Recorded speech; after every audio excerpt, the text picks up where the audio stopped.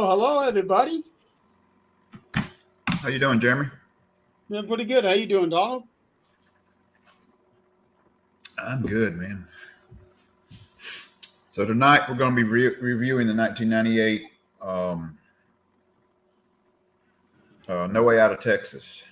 This was a pay-per-view right before WrestleMania, where Stone Cold and Shawn Michaels were fighting for the titles with a guest referee, Mike Tyson, if I remember right. Yes. Before we do that, it seems like we're doing this every week now. But yesterday or 2 days ago, we lost a very prominent promoter. His name is Jerry Jarrett. Jeff Jarrett's father died at the age of 80. He helped found TNA, which is currently Impact Wrestling. And I think I want to say he had some business thing with Jerry Lawler for the USWA, but I'm not 100% certain on that. But I think he had his hands in there. And also Jerry Jarrett used to work as an agent for the WWF at the time. Let's see who we got. I just shared it out a couple spots. So. Yeah, I shared it out too. So yeah, No Way Out of Texas. It was one of the In Your House pay-per-views. The location that they had it at the time, it was known as the Compaq Center, which people would know as the Summit. That was the location for the 1989 Royal Rumble. And now it's a great big church. Really? Yep. Okay. I didn't know that. Yeah, it's a huge church. It's Lakewood Church Central Campus, and they actually started doing this in the late 2000s, and then they bought it outright sometime in the 2010s.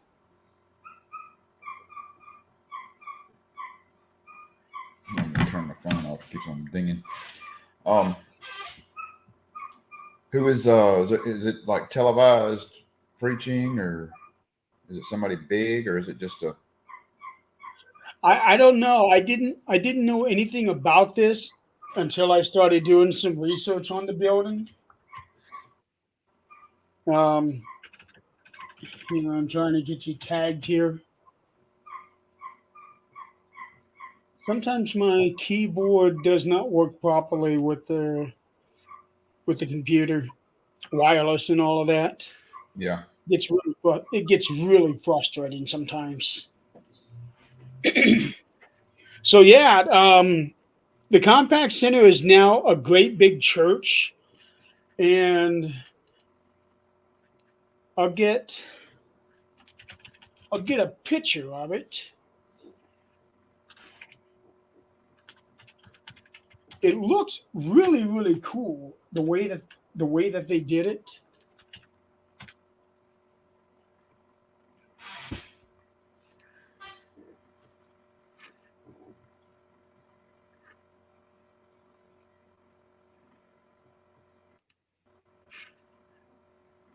Then we'll do a screen share.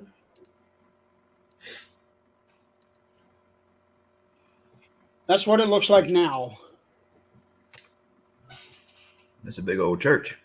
It's big. For the wrestling events, you could fit 15, 16,000 people in there. And this looks like a sold out crowd, basically. Yeah, so the pay-per-view wound up bringing in over 16,000. It was marked as sold out. Set record there, I believe, also. funny thing about that sold out thing is that throughout the event on the hard camera, you can see several empty seats. Um, like literally right there. They keep saying it's a sold out crowd. Now they may have sold out all the tickets, but not everybody was sitting in their seats. Depending on if it was ringside or it could be, concessions or It, bathrooms or. it was just as they was just starting to climb up on the rafters. Mhm. Um, and this was throughout at least the first half of the event. By the time it got to the end, I think everything, all the seats were filled. But the first half of the event, there was a lot of seats that were not occupied. And then when you look up in the nosebleed section, there's a lot of seats that weren't occupied then either. So I wonder if that was just a little ploy saying we're sold out again. Yeah, it's easy to say you're sold out. Um, let's see. So when they had the Royal Rumble there, they had 19,000 people. And when they had the In Your House, the attendance was 16,110 people. So slightly smaller crowd, but still pretty good. Still So you pretty sold good. out. Are you sold out on both events? So how can you sell it at 16 and then 19? I'm not really sure, but If the seating they is somewhat different. well, the seating could have been different, but the entrance was also different too. Back when they had the Rumble, all those guys had was just a little cloth and they came out and boom, there you go. Right. At No Way Out, they had that really cool structure there with the fence and the lights and the way that they had it. So I'm sure that would have taken away some seats, but not 3,000 seats. Right. Um, and also, times are changing on how they set up, especially for the hard camera too.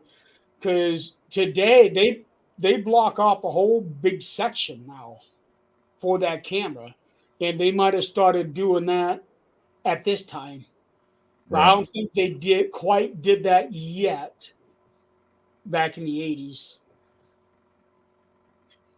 I was watching uh, Raw the other night. I actually got to watch it, and How'd you like it? I enjoyed it. With Raw Monday night, it, the storylines, and of course we've been watching the storyline, for quite some time now, evolve and like the storyline and the action and just the way they're presenting everything reminds me of the Attitude Era. It You know, seems like it's going towards that. yeah, It it really seems does. like it's more interesting. The storylines are than they've been in the past, 5 years at least. Yeah. Um, What I did was it notice this that, past Sunday that you watched it, or was it yeah, last? it was this past Okay. month. I was actually at work that night.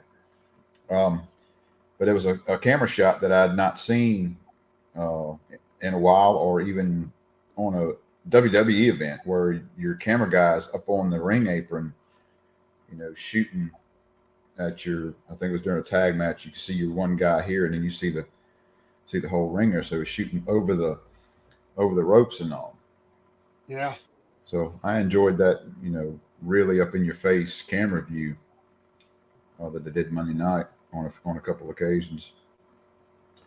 But far as this pay per view, No Way Out '98, uh, I enjoyed the pay per view.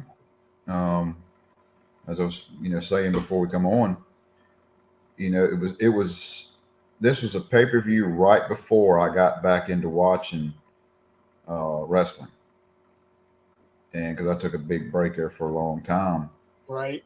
and all the hype bringing up on Michaels and uh, Stone Cold and Mike Tyson and all that, it really intrigued my interest. Of course, About the same time I was watching WCW also with Hogan and Sting. So this was a pay-per-view right before I actually started watching it, because I always watch WrestleMania if I didn't watch anything else. And to see what happened right before, the WrestleMania stuff was like, oh wow, this is how this all took place. So it was actually one I had not seen. So yeah, it was an enjoyable. I mean, it had its kind of dull moments for me, but overall, it was a pretty good pay per view.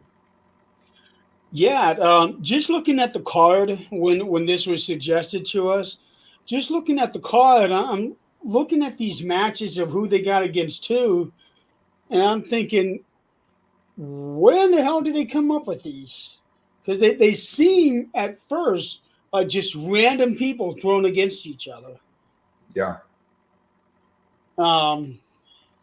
But then as they did all the little pre-match videos and showing how each match came to be, then it made sense. Yeah. Kind of go back up here and look for a minute. So something that I found real interesting about that opening tag match when they had Goldust and Mark Merrill against the Headbangers. First of all, this was the only match that had blood in it, and in the shows that I had seen after this, a lot of times they would have multiple layers of the ring mat. So if somebody bled during the time between the matches, they would come out there and take out that layer, and now you got a nice, fresh, clean layer for the next match. Not so much on this one.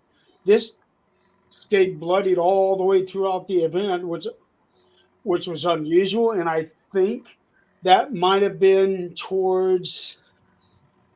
That's another scammer. I think that might have been more towards uh, this being the reason why they started doing that. Right. And another thing that I found very interesting, that Sable, Mark's wife at the time, is now married to Brock. Right. I didn't realize this, but Mark Merrill's finishing move is the exact opposite of what Brock Lesnar's move is. Brock Lesnar's F5, he's holding on to the people and then he spins around and drops them from the front. Merrill has a hold of these people and he spins them around from the back and drops them down. It's the exact same move, only Merrill throws him to the back, whereas Brock's throws him to the front. Well, it seems it would be a lot more. It'd be a lot easier to perform, going to the front than it would be the back. Yeah, it would be. Probably have more control of where they land, also. But it's just really unique. Okay, yeah, I can't. It just really unusual seeing that. Well, I knew during the WrestleMania, I believe there was some Sable interaction and all that. Of course, she started getting really big, when she left Miro, as far as, ringside. It was kind of a lot more popular than he was with his career. Oh, yeah. Now. Oh, she was already more popular than he was at this time. Technically, Mel was the heel. And she was the face, which is really unusual. You don't see combinations like that. Right. But the way that they did it is that Mark is the verbal and emotional abusive partner to her. So fans took sympathy on her. Yeah, she just blew up. later on she blew up, and it was that night where she pushed Meryl down, which I think was the first actual physical altercation between those two. Right. She had finally, in the storyline had enough of it and Yep. um, went on her way. But I mean, when it came out, when the first match came on, I was like, okay, it's Mark Maron Sable. This is a while back. And then I see Goldust come out with Luna, which I always liked Luna's character. She's just out there. I don't Especially know. when she was with the oddities. I loved watching the oddities back in the day. Oh, they were fun. Um, but When the oddities come out, and the whole crowd will be doing like this. They yeah, were so much fun. it was a lot of fun. I actually started a TikTok video kind of series. I only got 2 of them up there right now. I'm trying to decide. It's called Wrestling from the Past. Yeah. And first one was, and I've marked, tag or hashtag Marks on Wrestling and tags and all we got out there. But the first one was the oddities. Who remembers the oddities? That was number 1, and then my second one was the Brood. I actually got pretty good response from the Brood. And basically, what it is an intro. It's like them. I try to find a good intro video of them coming to the ring with their music and all that, and I'll put that on there. The Brood had one of the best entrance music I've ever heard. They had a great entrance, music. Yeah, Which that might have done a been lot the first time anybody has ever come up from underground, wasn't it? Yeah, they had the fire and all that. It's got to be, to me, second or third to best one. I mean, it's way up there at the top for me because Takers is always a good one, especially when they've got the Druids and all that stuff coming out. But Brood is one of those that just sticks out. It's a good tune, good catchy. And of course, the look that all 3 of them had, you just can't beat that. Yeah. The way that they look is, if you took Twilight and they de-romanticized Twilight basically with how these guys look. That's how I see it. Yeah, they took Twilight and romanticized it. Yeah, it's way back before Twilight, and you still had Blade might have been out. This was before the Vampire. What's that show? True Blood. True Blood was out. It was a really good series, but yeah, it had that old gothic vampire, kind of like Lost Boys. Yeah, but and for the time, all of that really fit in with the era. Yeah. But Goldust, they put in some really, really horrific outfits. Like, I just gotta wonder what could be going through his mind wearing lingerie or basically wearing bondage outfits. He showed up one time in a baby outfit with a bonnet and a bottle and diaper. I think I remember that. If anything, he had a gimmick there that made you think, and there again, he didn't blend in with everybody else. No, so and he definitely stood out from his father. That's for sure. Oh yeah. And it was a totally different, and it may have been that point of trying to get out from under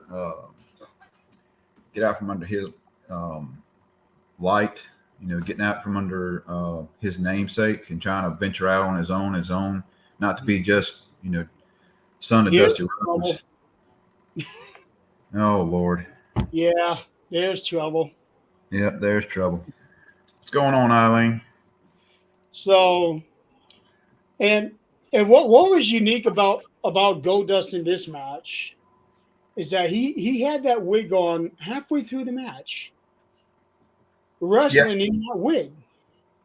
yeah, I And then saw all of that. a sudden he loses it. I don't know I how he kept the damn thing on. Yeah, I don't either. Especially with how fast he was moving and taking bumps and all of that. Because usually he always, well, actually, every other time I've ever seen him, he always took the wig off before the match even started. This is the only time that I can recall him wearing a wig halfway through the match.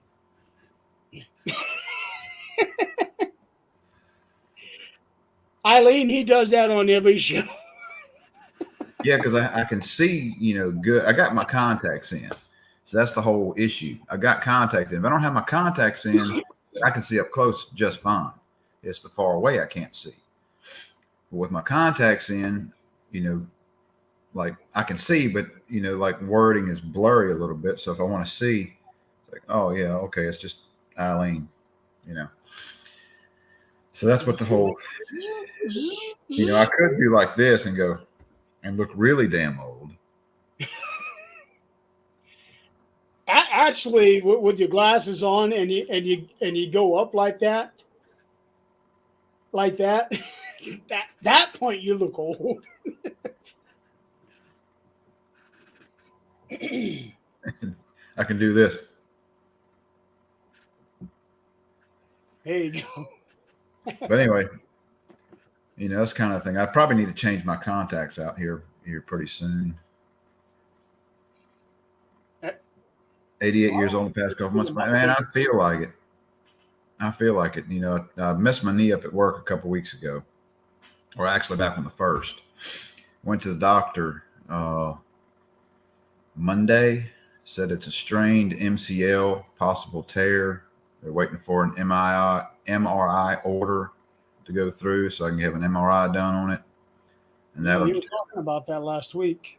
Yeah, that'll determine whether they're going to do surgery or what's the next step on that. So right, this will be the 4th knee surgery if I have one.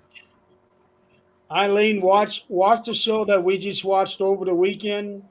You'll have some pretty dangerous moves. Oh, you'd have to learn a hell of a lot more than that to even come close. You might be able to have a little advantage right now because my knee's bummed up, but yeah, probably still. Well, if she watched the next match, the one with Taka Michinoku, wow, that match, that Hurricanrana off the top rope, yeah, that was insane. And the move of the night for me was when Pantera, as short as he was, when Pantera was crossing the ropes and jumped over the top rope in a single bound and landed on Taka on his back. Yeah, that was insane too. And that move, Undertaker has started doing that 10 years later. Roman Reigns does that on almost every match now. So the moves that we're seeing commonplace today, these guys were doing almost for the first time ever in the World Wrestling Federation. I'm trying to get situated here. Yeah, I'm always swinging my chair back and forth. Yeah, the when that second match came out, and Sonny came out, I was like, okay. Oh yeah, can't forget about Sonny. Sonny came out. I'm like, this reminds me of announcement of her refereeing. It might have been the Royal Rumble before this. It was. I think it was the '97 Rumble. She was doing the minis match. Yeah, the minis match. Yeah, I forgot about that. Yeah, that was '97 because that was in Texas. Okay. Well, then it would have been the one the year before that. Yeah, that was when they had that working relationship with the Mexican wrestlers and bringing a whole bunch of them in. Yeah. Um, when I saw her come out, I was like, all right, this is going to be a filler. I really don't know what, and that's what I felt. What it felt like when they both come down. I was like, okay, this is just something they threw together. It's like, it was a good match once I got into it. Yeah, Seeing some of the moves and all they were doing, and of course when Brian Christopher come down, and then they had that involvement with him and Lawler and all I that stuff. I just love that how Jerry Lawler kept saying father and son, and they both kept denying it. But Yeah, yet, when you're watching them, they look a lot alike. First off, and then all of the mannerisms that they were doing at the exact same time. right. It's just that was just commentary gold right there. Now, of course, he went on to trying to think of the tag team. It was with him and guy that did the worm. I'm It thinking, did for a while. At first, they were too much because at the time they really were too much. Then they became too cool and brought in Rikishi. yeah. Eileen, it depends on who they are. Like there are some male wrestlers I enjoy watching more than others. And there are some female wrestlers I enjoy watching more than others. So it just really depends on who they are. Nowadays, the female wrestlers are um, a lot more exciting matches than it used to be back in like the 80s, or even in the Yeah, early 90s or 90s and early 2000s. So the matches that you see the females wrestling now are just as good as, if not better than some of the male counterpart matches. right. Have a lot more experience, a lot more actual wrestling than just theirs eye candy. In the late '90s, early 2000s, they were doing a lot of bra and bikini matches, Yeah. um, mud wrestling, stuff like that. They were really trying to go for the sexual appeal for that. But given the time and what they were working against, they had to do everything they could to get the viewers, and it worked. It Now, it really now, did work. yeah, you don't see that. I mean, I can't remember when's the last time they had any kind of contest like that. Now Um, straight up it, wrestling. it was Vicky Guerrero. It was her last match in the WWE. That's a long time ago. Um, yes, it was her and Stephanie. And what it was is that if Vicky lost, she leaves. And that was what she was doing. It was she was ready to retire, move on to something else. So they did like a mud wrestling or jello something. And then, I remember at the end of the match, Stephanie was, oh, you still, Donald.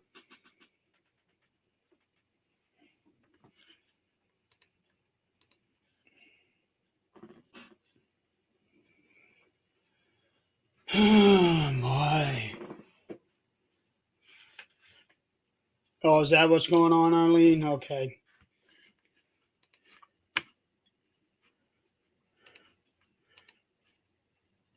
I will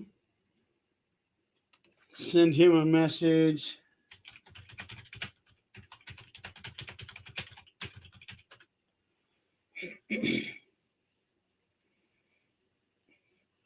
Okay. Yeah, he did. Yep, there he goes. He just left. But at least he got my message. Yeah, he did. I didn't realize you guys had. Oh, his computer shut down. Okay, so it may take a little bit for him to get back on. But no, I did not. I did not know that you guys were having weather any storms. Usually he lets me know.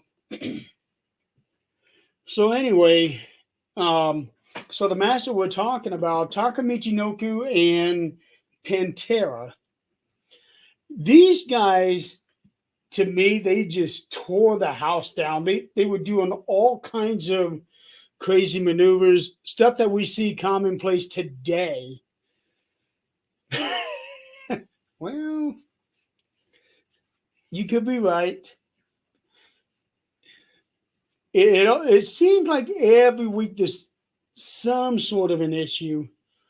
Um, but you guys have been getting a lot of storms down there lately. But yeah, Takamichi Noku and Pantera, they just tore the house down, I think. Um, doing all kinds of crazy moves here we go. Hey, welcome back. I forgot to plug in my laptop, and it just shut completely down. It was like, didn't even give me a warning that battery was low or nothing. It just, hey, you don't have enough battery. Click. Eileen, you were right.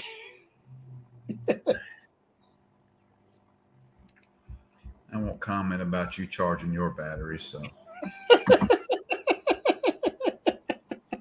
I am not going there.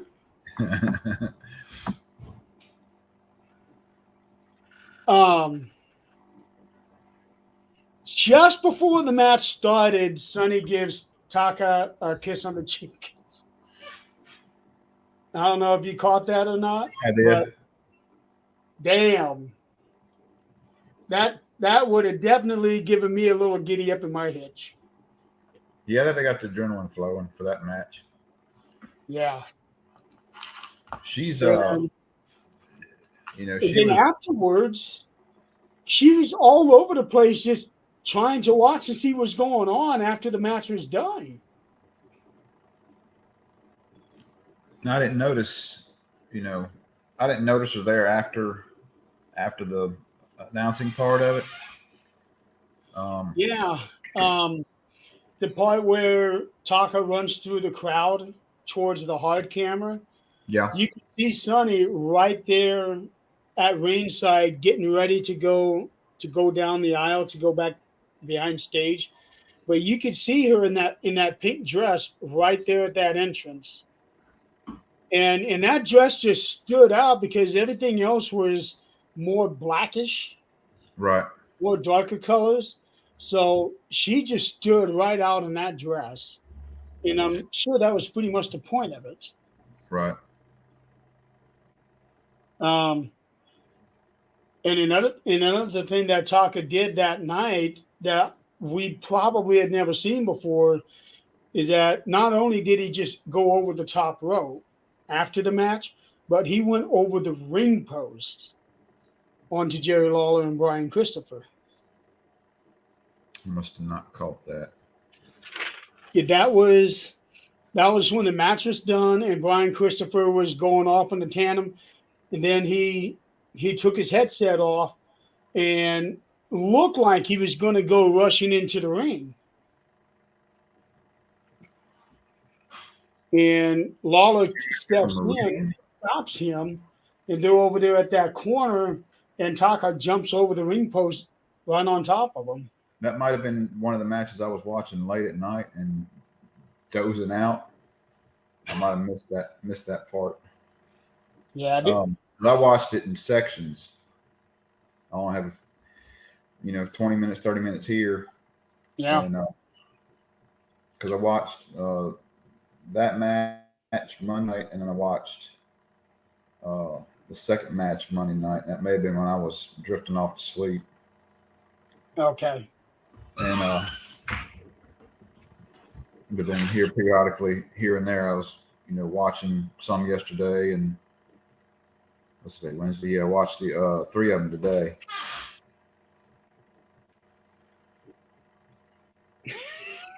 So you from Meridian originally, Eileen? I'm guessing. Another reason not like Meridian. I don't know Meridian. It's about an hour, hour and 45 minutes from here, from where we're at. It's a long drive because I have to periodically take my one of my sons to the orthodontist down there, and it's just a long drive to and from, and it's like 30-minute doctor's appointment for almost 4-hour drive. I can relate. My eye doctor that I go to see for this is a 2-hour drive one way. So I can fully relate. Yeah, it's just hate making that drive. Yeah. It's not like a straight, hit this road and you're there. You got to make 2 or 3 turns here and there. Mm-hmm. You drive a long time and then make a turn. The second time that I was down there to see him, I was in and out of that building in 15 minutes. They got me in and got me right out. I'm thinking, I made a 2-hour trip for this? Yeah. Well, but every other time it's been almost an hour inside. Yeah. Everything looks good. See you next month. No. Thought we lost you again. No, I'm here. Eileen told me that you guys were getting a storm down there. Hey, she knows a name, Jake the Snake Roberts. Yeah, he's one of my favorites. He is one of the best ring psychologists there ever is. Yeah. And he understood what it took to grab onto the crowd's attention without even having to raise his voice. Right. Yeah, he understood how a relationship with the wrestler and the crowd works and how to manipulate them. Yeah, he's one of the great classic. Yep. Was he the one from Clinton that moved to Rez? No, that would be Ted DiBiase, I do believe. Yeah, I wouldn't. No, Jake was from Georgia. Now, Junkyard Dog lived. Junkyard Dog lived in Pearl. Well, I don't know. I don't think he lived in Pearl, but I think it's where he was in that car wreck. When he died? Yeah. Yeah, I know that he was in a car wreck, but I don't know where he was at. That was in Mississippi. That was, I believe. I know that he was driving from his daughter's graduation. He was doing, if I remember right, Junkyard Dog was, I believe it was Pearl. He was involved in some kind of boys camp or something or another also after he retired. So he was kind of giving back to youth and all that in his later years. He was one of my favorites too. I didn't realize he ever retired. Yeah, he was doing Sylvester Ritter. Is that right? Sylvester Ritter? Mm-hmm. Yep. Was his real name? Yeah. I've got a 8x10 signature photo around here somewhere. Okay. When I met him, one of the little local matches here in Kosciuszko, he was there, and pretty nice guy. And I kept it for. He always seemed like he would be one of the nicer ones. Yeah, when back in the '80s, when he was at Mid-South and all that, when you heard that dang Another One Bites the Dust, that first few hits of the bass, man, people went nuts. He could really hype up the crowd. Yes, he could. Coming out. And Junkyard Dog also has the distinction of being the very first wrestler to come out for WrestleMania with ring music. Now, back when he first came out in the WWF or WWF at that time, was they already did they already put out that grab them cakes? Because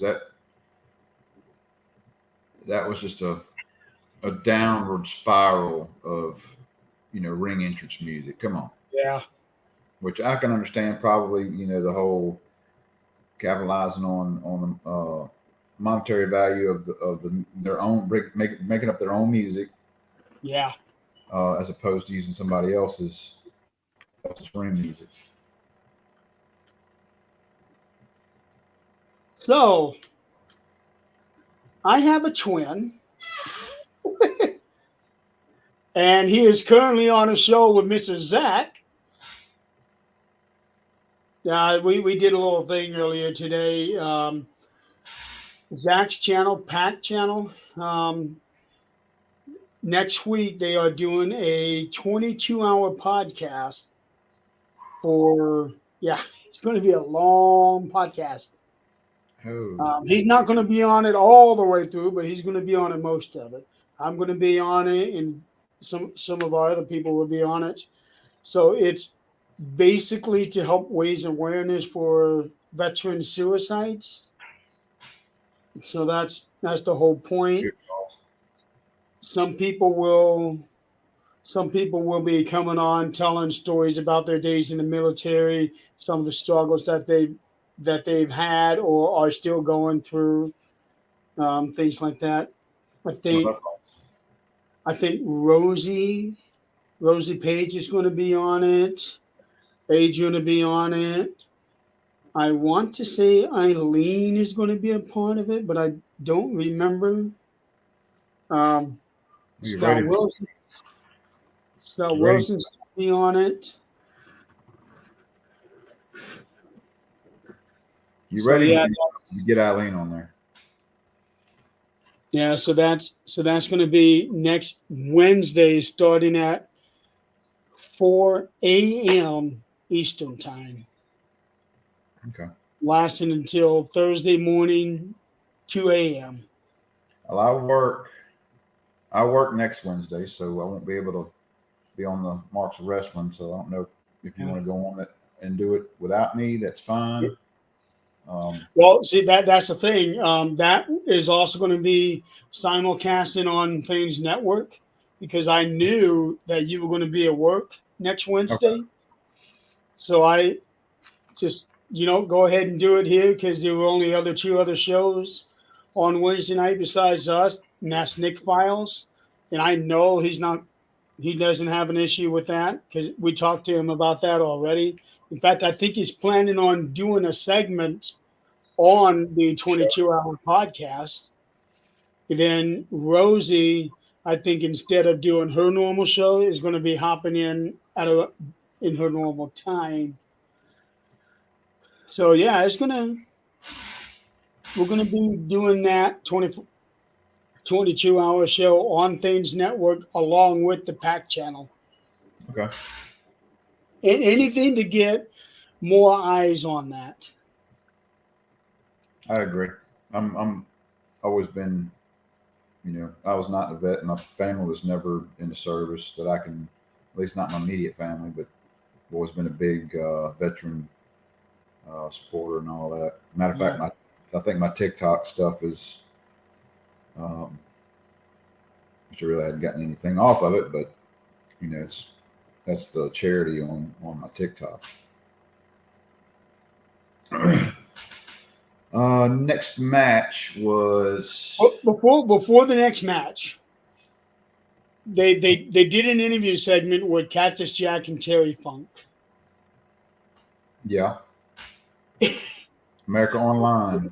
Yeah, America Online. I completely forgot that they did this sort of thing back then, but they had an AOL room where they interviewed them for America Online, I guess. I don't remember how they did it. But the most interesting thing about it is that, it's Cactus Jack and Chainsaw Charlie, but they were still calling him Terry Funk. but yet for the matches, they were calling him Chainsaw Charlie.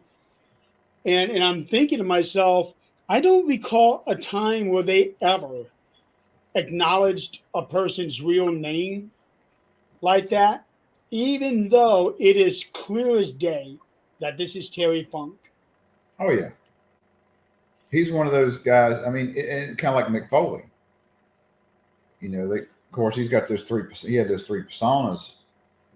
You know, with him, Cactus Jack, Mankind, and Dude Love, which I wasn't a big fan of the Dude Which Love. he just did the month before at the Rumble. Yeah. So he's one of those guys that, you know, they also kind of would throw his name out there. You know, even Jim Ross, I've heard him, throw Mick Foley's name out there, even though he's, you know, one of his personas. Yeah. Him and Terry Funk had some great matches back through the years. A lot of did they ever? Little stuff.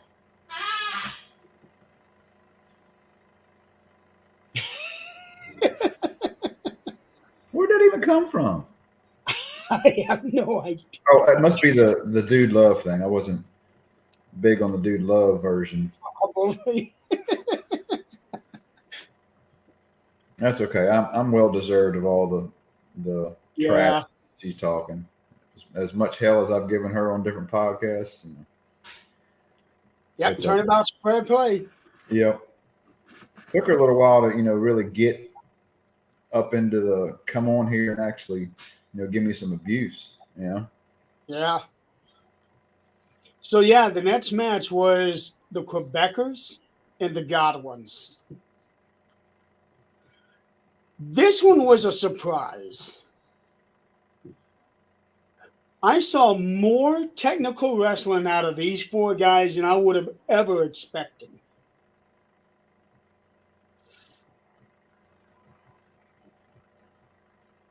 Yeah, I wasn't too, I don't know, I guess enthused about, you know, the match when they come out there. Of course, it's that period of time when I don't know any storylines or what's going on. I'm just sitting there just watching that as a show. But you know, there was some. It didn't sound like the fans were all that into it either. Yeah. When you had.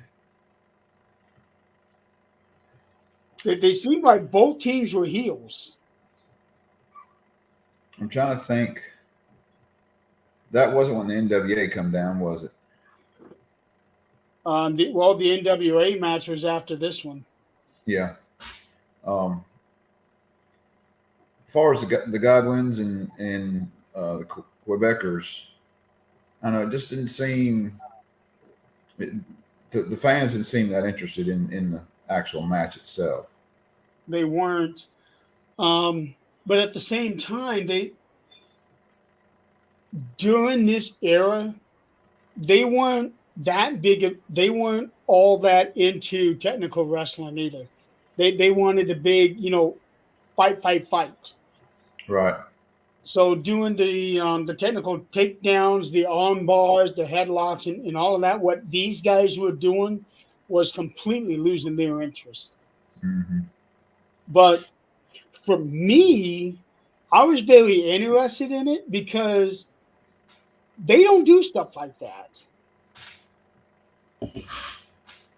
No, and there was a couple moves there where they were doing some wrestling moves on the Godwins, and it was like, my God, how did he get him up from that position so easily? Because I mean, there was one move. It was like a arm toss or a hit over the back, well, off to the side. And it was like, good Lord. Oh, I think I know what you're talking about. Yeah. Yeah, that was a big. I mean, he was a big, tall guy. Well, these are all strong men too. Yeah. And what's really surprising is that Pierre, he actually does have only one eye that he can see. His other eye is blind, and that was from an accident I think he had as a child. Yeah. And Bruce Pritchard actually talked about this on his show, saying that it is amazing how he has his hand-eye coordination with just one eye, and it's amazing how he's able to work as well as he does in the ring, which he was really good, and he's still wrestling now. Pierre is. Well, I'm sure it messes up your depth perception. It does. Great deal. It. I can tell you that from experience. That. You have almost no depth perception if you only have one eye. Right. But I don't know how long he had been wrestling at this point, but in 1998, Pierre was spot on. And even 4 years prior, when they were the Quebecers but dressed as the Mounties, he was still very good.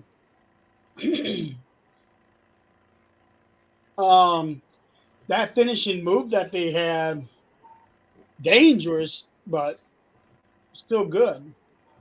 I forget what they call it, but this is where Pierre is on the top rope and Jacques gets in front of him. He grabs his arms and he flips him over. Right. That's a pretty good finishing move. Yeah. For a team. Especially one that big. Yes. Big guys. Yeah. And he could, for a big man, he could move. Kind of, and we'll get that later in the segment here, but Vader moved really well for a big guy. Vader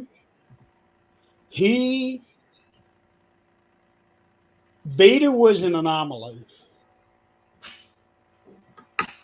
And when he came out to that crowd, the fans popped big time for him. And the way that he was with the crowd, it makes me wonder what kind of a match would we have if we had Vader in his prime against Brock Lesnar in his prime.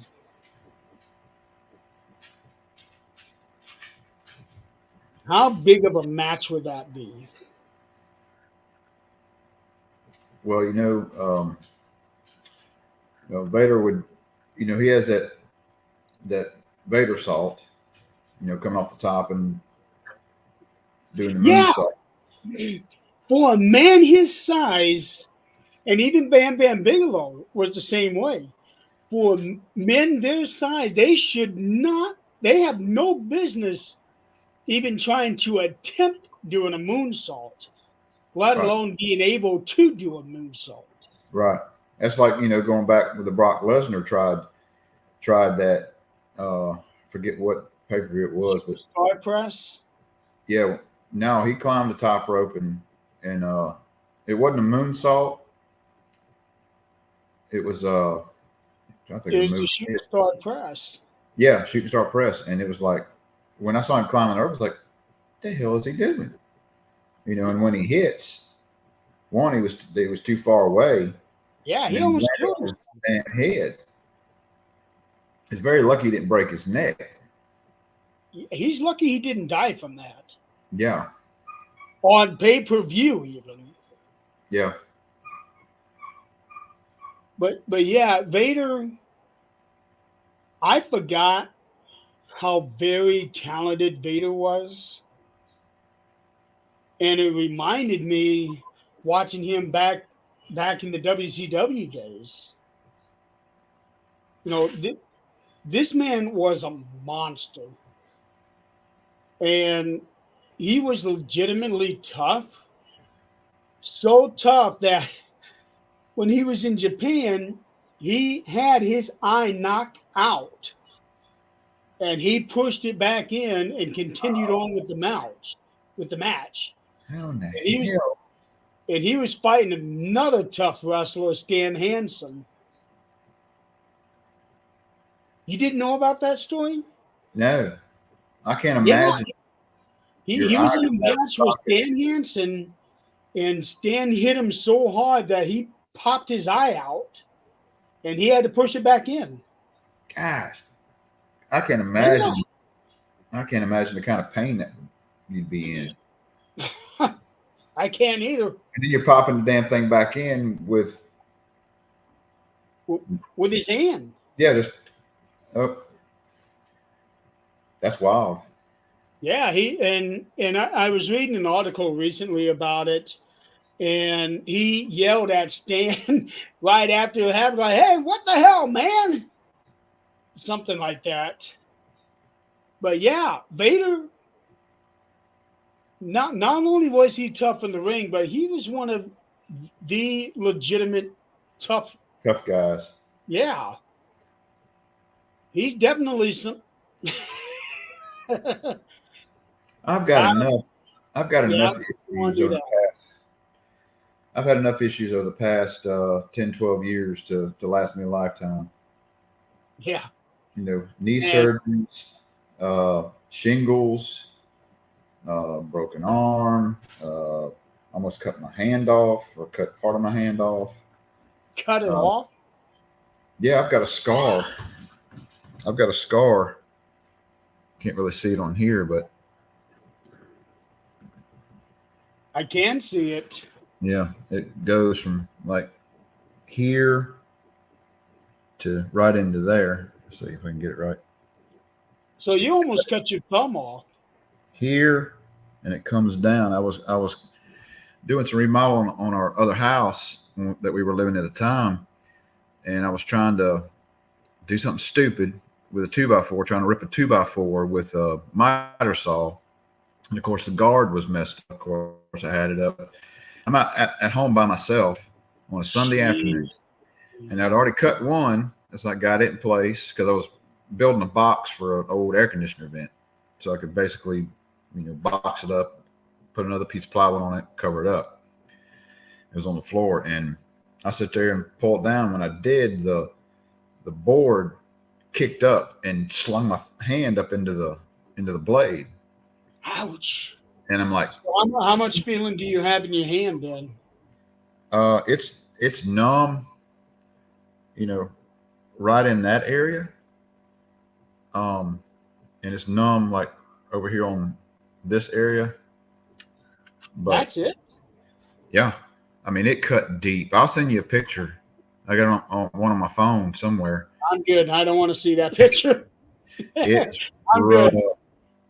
Yeah. But when it first happened, I'm like, I say a few choice words like, oh, Oh, I'm sure you did. and I looked down and I could see inside my hand before the blood even started pooling up. And I'm like, it like it's like you're grinding something up into a meat grinder, and you stop Yeah. and you pull it back out and it's like all mangled up, and like I'm sitting there, and I'm at home by myself. I was like, oh my God, my first instinct was like, I'm gonna bleed out in my front yard. So I had a shirt on, a long sleeve. I wrapped it up, and I'm sitting there. All right, then I'm starting going through my head like, all right, I need to call 911, or do I need to just drive myself? Because this is like serious, really quick. I don't know if I've got time enough to wait for that whole process. Right. So I climb up into the house because where I was at, there was no steps into the side door. So I grabbed my wallet and all that stuff, and got my phone and all that. And I'm like, sitting there holding pressure on my arm. And then I'm jump out, and I was like, keys. Like, crap, they're in the house. I already locked the door. So I ran next door to my neighbor's house and banged on his door. And we were like right, next to each other.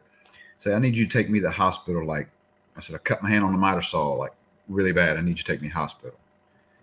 So he was an old postman, tired postman. So he knew all the little back roads to get to the hospital quick. So by the time I get sit down in there, I'm doing this and I'm calling my wife. She was at work, still here in town. And said, hey, I need you to meet me at the hospital. I said, I cut my hand bad with a miter saw. And I said, I don't mean stitches bad. I mean Jackson surgery bad. So, oh my God. So anyway, I get in there, they unwrap it and look at it, and Doc comes in, he's like, huh. He says, can you feel this? I said, yeah. You feel this? Yeah. Feel this? Yeah. Said, okay, well, we'll get you some stitches put in it and send you home. I was like, what? It didn't cut any ligaments, didn't cut any tendons. It just cut meat and, you know,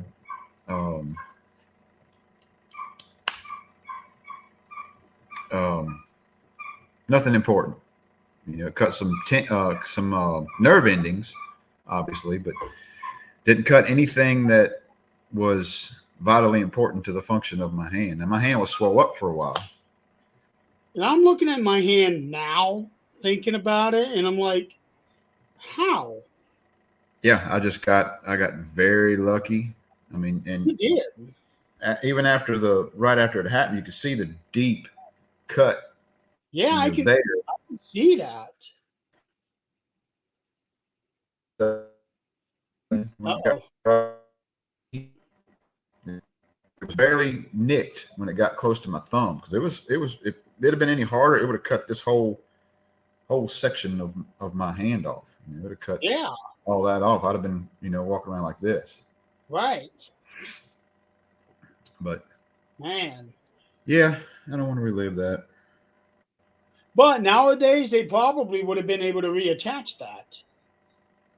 Yeah. But yeah, it was one of those freaky. And it was funny because I sent a picture of it to my buddy at the time at the fire department. I said, hey, check this out. And he's like, oh, that's cool. He texts back, oh, that's cool. And I was like, and then about an hour or so later, wait, is that your hand? And I said, yeah. He's like, oh, what did you do? So he had no idea what he was looking at. He thought it was just a regular, like med call or something. Because we'd all the time send each other just weird stuff out of the blue for no other reason. And he's like, wait, is that your hand? I was like, yeah. I was like, holy, what did you do? I said, I tried to cut my hand off with a miter saw.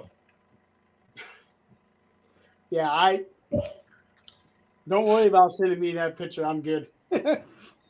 Oh, a month previous to that, and this was Eileen when we went to Adams County Jail. I had sprained my wrist on my right hand, and then a month later I did this. Then a month later, with a box cutter, I cut here. It was like, oh my God. And because the doctors was like, what did you do now? It's like 3 months in a row, I'm at the emergency room. It's like, you're trying to get rid of something. Yeah. So after this cut, which has got a pretty bad scar there, more than this one noticeable to me. It was like, all right, no more power tools. Don't be working on anything. You need to stop. Not just power tools, but no more hand tools. Yeah, you just need to stop working on stuff. Man, apparently, yeah. I said, I can't wait to see what happens in May. But luckily, that's why he's a handyman. He attacks his hand. I ain't even going to comment. Never mind. But anyway, back to Vader and Kane. Kane had just debuted months before. And he come out as this big monster. Nobody knew at the time the legendary stature he would take on as Kane. But he proved himself as a legitimate tough guy himself and strong that match when he hoisted up Vader and held him in position for the tombstone. You can see on that particular tombstone, I watched it, when he goes down, Vader slides down just a little bit and actually catches a little bit of top of his head. But does he? Yeah. Yeah, and Vader was 400 pounds. Yeah. But I mean, he's a big guy to hold up, Yeah. that far. And it could have been Vader also slipping, losing his grip on the backside of it too. Well, it would be really, no matter how strong you are, even when you're holding on to 400 and whatever pounds that was, that's going to be very, very hard for not slide down a little bit. Yeah. That's a lot of weight. And I really don't recall Vader being manhandled the way that he was by Kane. But based on the commentary, Vader was Kane's first true challenge because nobody had been able to do anything to him prior to that match. Right. This was after, of course, the him coming on scene with and interfering in the Hell in a Cell match, and Yeah, that was the October before. Yeah, doing all the stuff with Undertaker. So it was very, very early on into his rookie year, as Kane. Yeah, of course, he was 4 months in. He'd already, wrestled for a long time. What the heck is this? Yeah, they weren't acknowledging previous gimmicks, but he was Isaac Yankem, DDS, and he was also Diesel after Kevin Nash left. Oh, I didn't realize that. Yeah, he was actually halfway convincing as Diesel with the way that he looked. The guy who was Razor Ramon, not so much.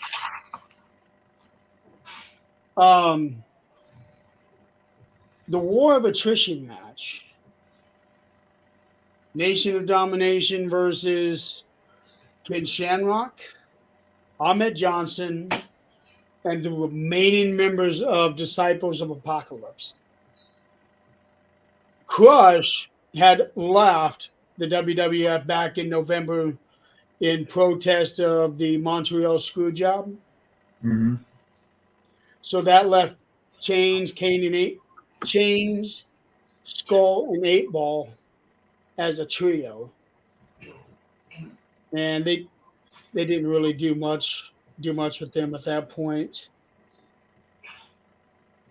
But Ahmed Johnson, with the exception of Steve Austin, Ahmed probably got the biggest pop that night. Yeah. From fans. That man was extremely over. Yeah, he was a big crowd favorite around that time because I think the Royal Rumble was where I watched him. On that they got a big pop on that when he got announced coming in the ring. That match itself was pretty good. Of course, you could see the dissension going on in the ranks of the Nation. You already see some stuff going on. That pre-match interview, that was hilarious watching Rocky. That's when he started to come out and out on his own and really pushing to be a top guy. Yep. Oh, you could tell when he first debuted. Yeah, he was new, but there was something about him where you could expect big things out of him. And as Rocky Maivia, he wasn't getting that. But when he came back and turned heel and joined the Nation, you could tell he had something special. Yeah. And I'm not sure at what time he dropped the last name. Just come out as The Rock. Well,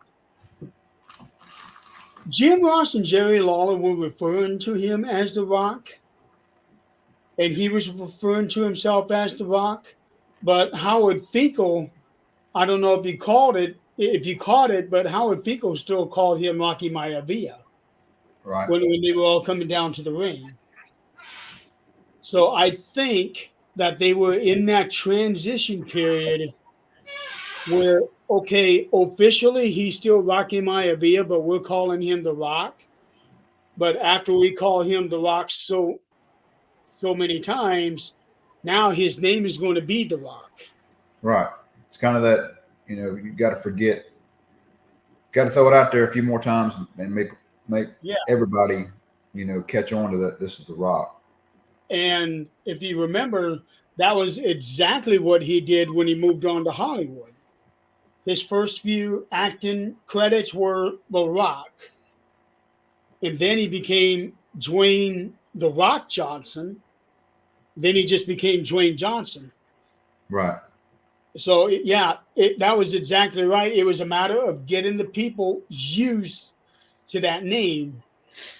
He did that when he made the transition from Rocky Maivia to The Rock, and he did the exact same transformation going from The Rock to Dwayne Johnson. Right.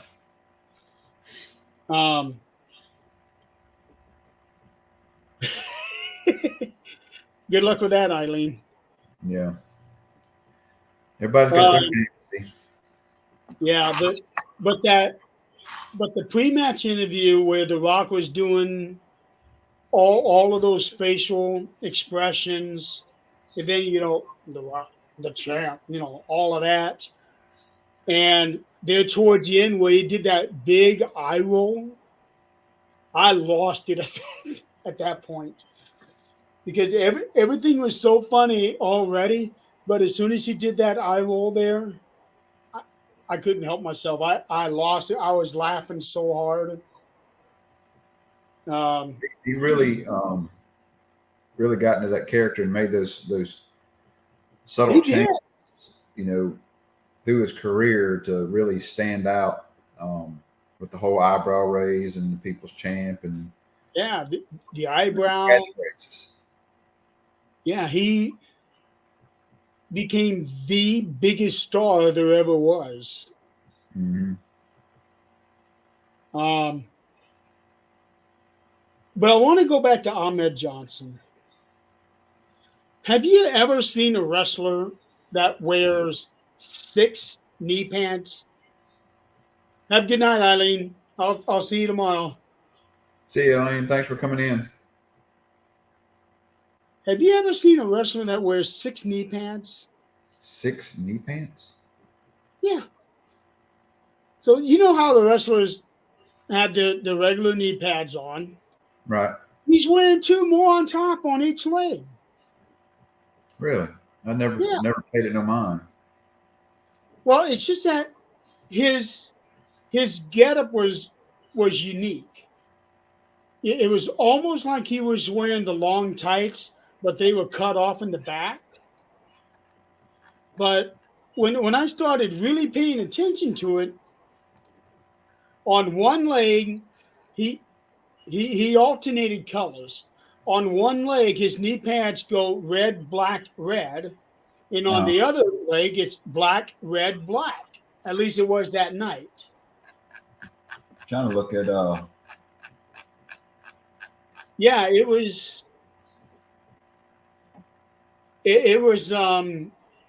it's unique. I had never seen anybody do that before. But yeah, he was wearing 6 knee pads on his legs.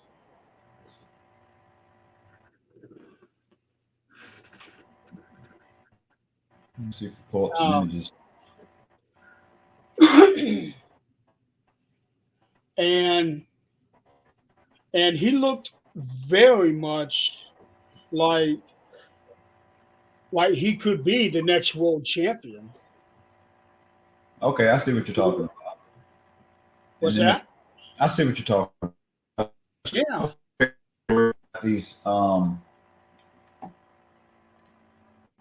elbow pads, but they're like, from like here to here. Yeah.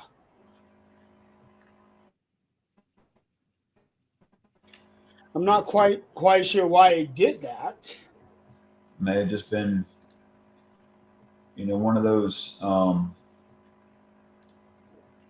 wardrobe looks that all right, this is what we're going to do. Right. we're going to put you in. You know. But yeah, Ahmed at that time, he had the look, he had the fan base that if not for Steve Austin, he probably would have been in line for a world title reign.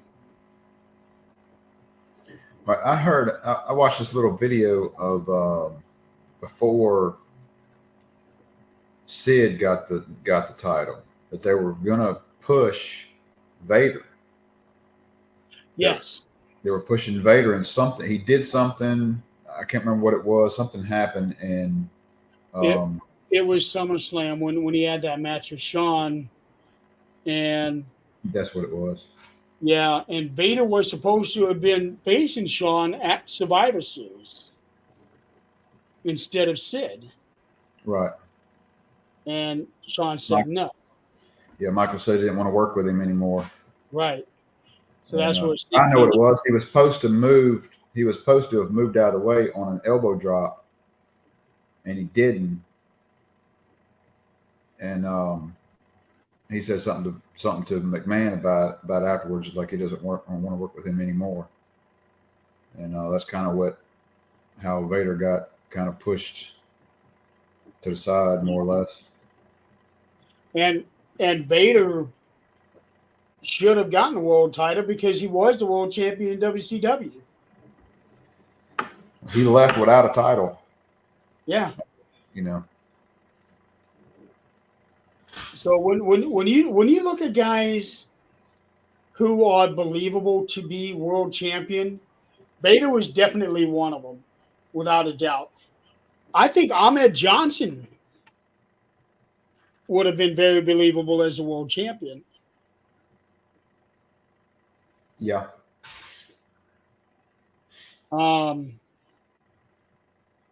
Mark Henry was still very, very green at this point.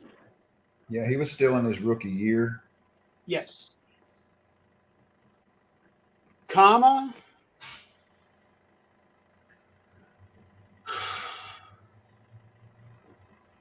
I wasn't that big a fan of him as Kama and Kama Mustafa, but I enjoyed his run as Papa Shango.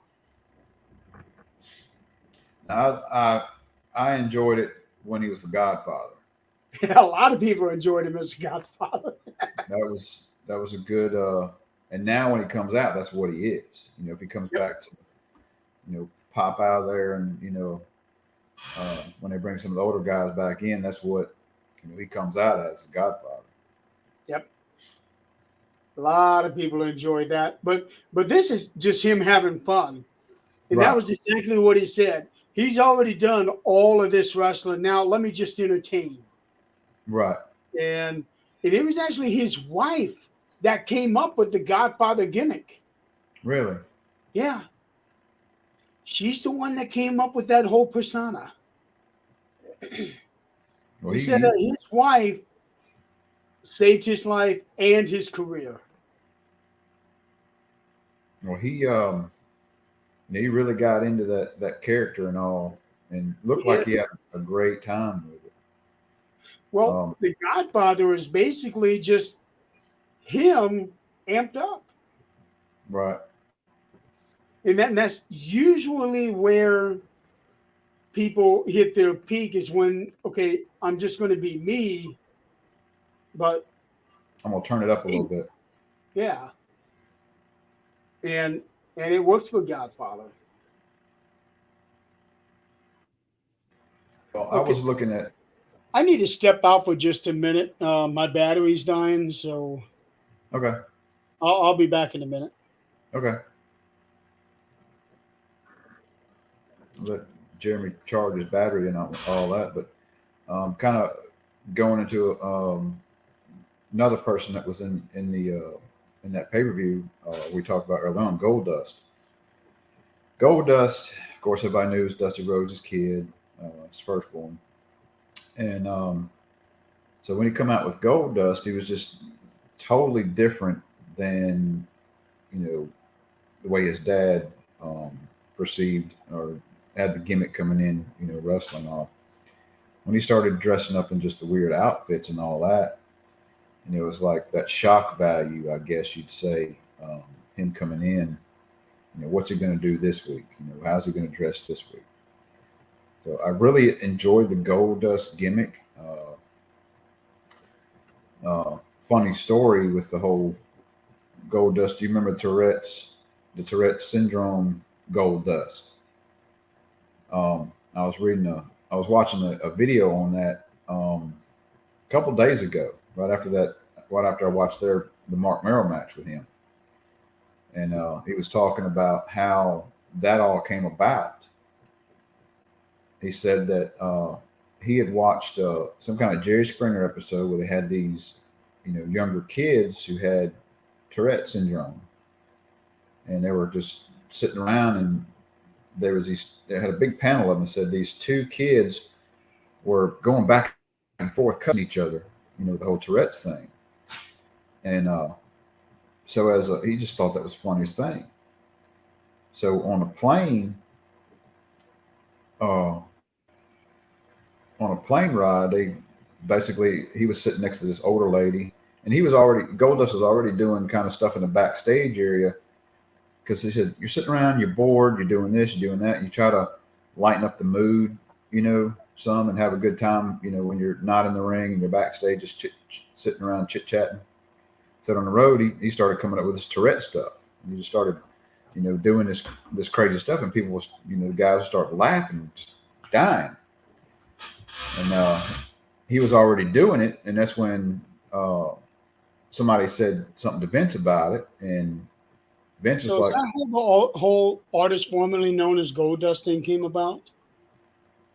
No, talking about the Tourette's part. I didn't know anything about the Tourette's part. I was just talking about the whole identity crisis thing. I'm not sure what brought that part on. I have to look back and see some interview stuff, but there was a point in time when, he was already Goldust with the black and gold outfit and face painted gold and all that. And, but he was, Vince actually came to him, was like, look, we're going to throw you into the electrical panel, and we're going to give you Tourette's syndrome. And you just, use that in there in your matches and stuff.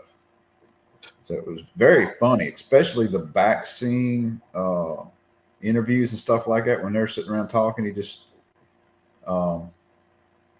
start talking off the wall, just doing all kind of crazy stuff. And I mean, I was looking for this one where Sable, I think it was Sable had, at that time posed for Playboy, and somebody was looking at it that was involved with another female wrestler, storyline wise, and Goldust was there, and they were reading this wrestling magazine from the back, or something.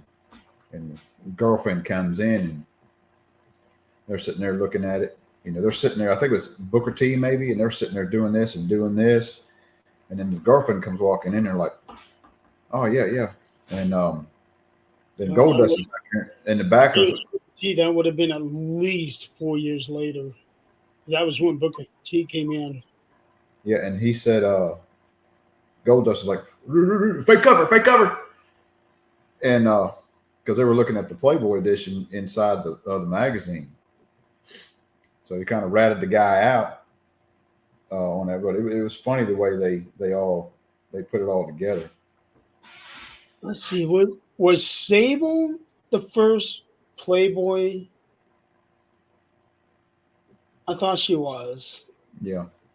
Then later on, over the next 5 or 6 years, multiple ladies from there were in Playboy. Yeah.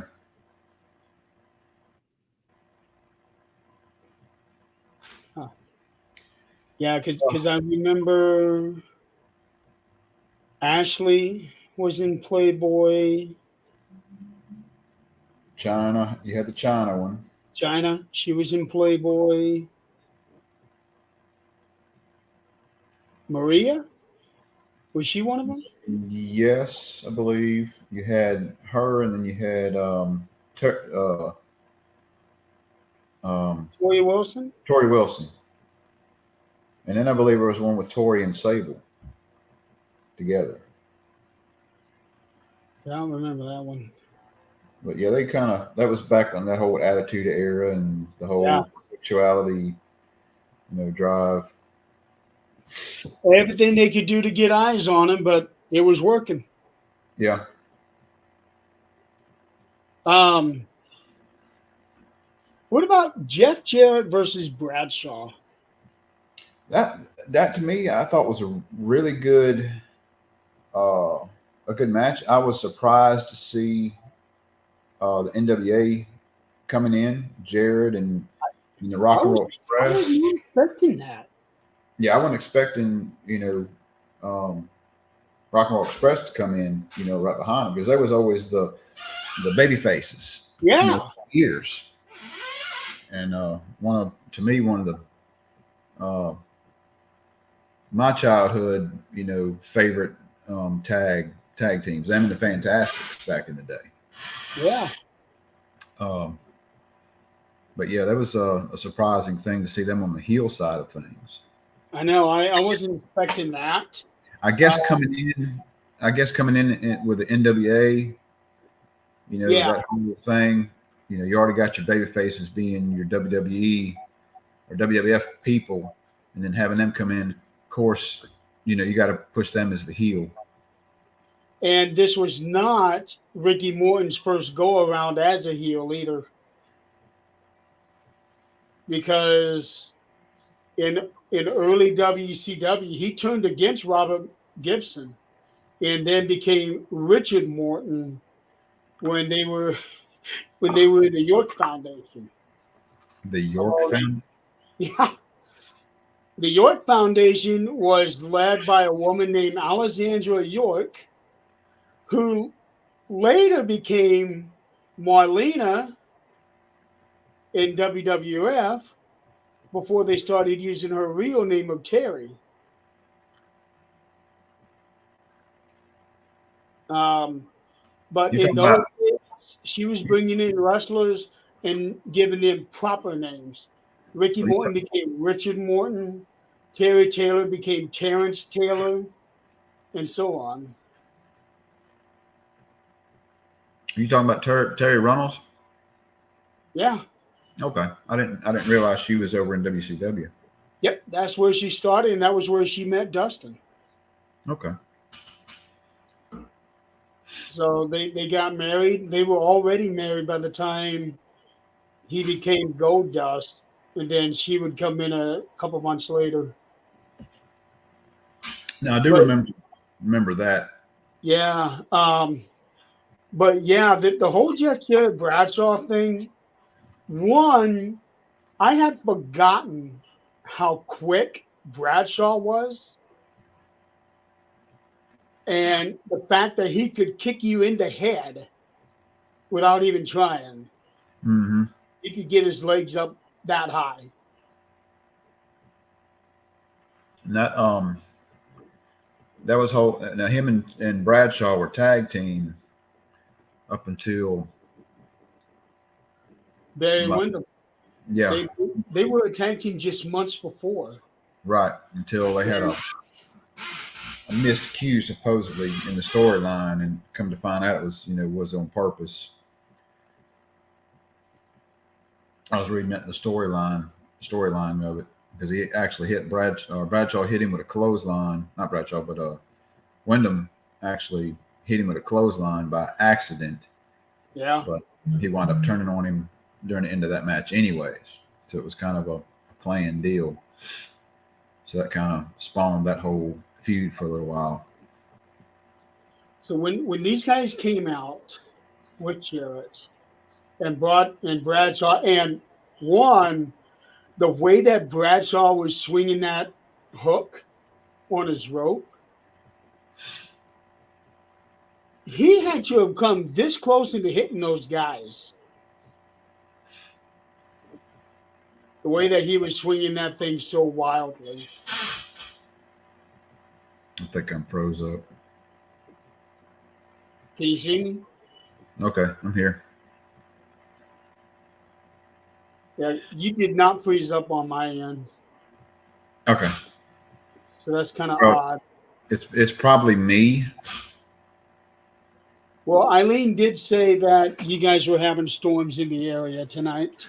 Yeah, it seems like a weekly thing now. It's supposed to get really bad tomorrow. Supposed to get I really bad know. while I'm at work of all times. Well, we're supposed to be getting snow here in the next couple of days. And Y'all it's keep. almost 60 degrees today. It was it was an upper 60s today here. It was nice Yeah, out, but of course it was nice up here. so it's bringing all the Yeah, extra storm. yeah. Um, so so this match here brings in something really unique where they are contesting the NWA North American title on a WWF program. And I know that they had this thing going on for a while, but it's just so unusual seeing that. Well, too, and you can see that looking at it now, you know that they're not going to swap titles. Somebody else's pay per view. I just can't see that happening. But it's happened before. It's happened before, um, Give me but just a second. not with a WWF guy.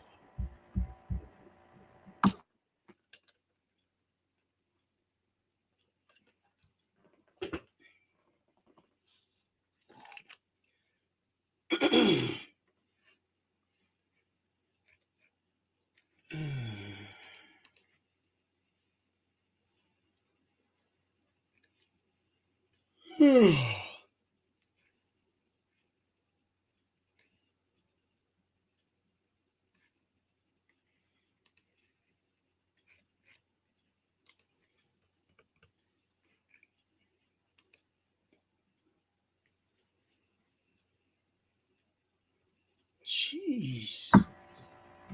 Sorry about that. No, that's okay. Daughter's having she's done with her stuff, so I may have to go pick her up here in a few minutes, Ah, okay. which would be another 30 minutes probably before I'd have to leave. Okay. No, we should be done by then because after we talk about Jared and Bradshaw, we only have one other match to talk about. But it has been done with somebody losing another organization's title on WWF pay per view. Survivor Series '93 with Rock and Roll Express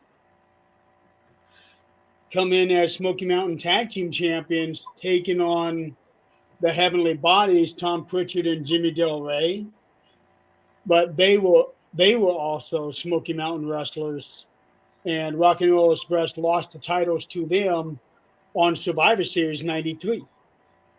Okay, but that was also they're already in the Smoky Mountain thing anyway. Yeah, that was Smoky Mountain to Smoky Mountain. Now, in the case of Bradshaw, he was not NWA. Jeff Jarrett was, but he was NWA and WWF. But during this particular time, these like a 3-year period, he was bouncing around WWF, WCW, NWA, back to WWF. He was all over the place.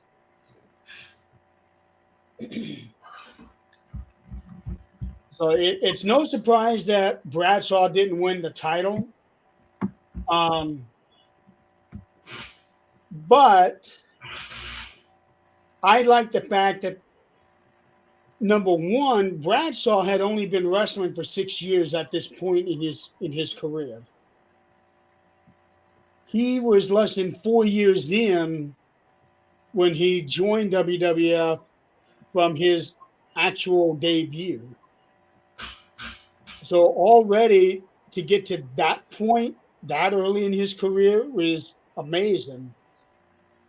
And he stuck it out with them for the rest of his career, basically. Yeah. I really enjoyed him when he was teamed up with Farouk Yep. with APA, the Acolytes. Um, That was when those two found their stride. right. Even though Bradshaw would later become JBL and then become world champion, I truly believe that his time with the APA was his best time. Yeah. It was they had that whole gimmick going on really good. Of course, there was a lot of stuff going on at that Yeah. time. Also, I mean, you had a lot of people watching, so it was everything in that whole area was so much more popular, and it seemed like you had these certain gimmicks with each wrestler, and it seems like it was like the pivotal time in each one of them's career to have some of your names that have gimmicks that are working really well with each other all the way through. Well, it had to be because they were head to head competition with WCW Nitro. So in WWF, it was literally from the first match of the night, go out there and have the best match you've ever had, then come back and say, top that. And Right. there's Nets guys who do that, and they would say, top that to the Nets match. And that was how they were for so long. They not only were they competing against WCW, but also themselves to have the top match of the night. And I think that's why this pay-per-view, despite the odd pairings of the wrestlers that they had such great matches. Even the Godwins and the Quebecers, I thought was a great match because they didn't go all rock'em sock'em like you would expect out of those two. They flipped the switch and went into a technical style wrestling for the You first can half of the match. you can even hear that in JR's commentary. You're not used to seeing these guys do this type of match. Yeah. They're usually out there just going at each other, fist flying.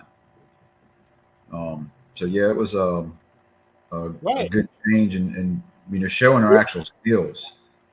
Yeah, it was. And okay, I get it. The fans weren't into that because that wasn't what they wanted.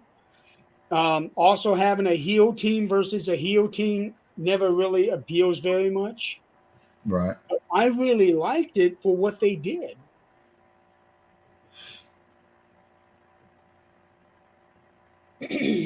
um, so now we come to the last match, Your main event. the main event. And Wait, hold on 1 second. Back to the War of Attrition match. I don't know when they actually started this chant, but it was very prominent during this match when the fans were chanting "Rocky sucks," yeah, and I think he was the first one to get that kind of a chant. Because later on, Kurt Angle would get it, then John Cena would get it, but I don't know if anybody started getting that kind of a chant before Rocky did.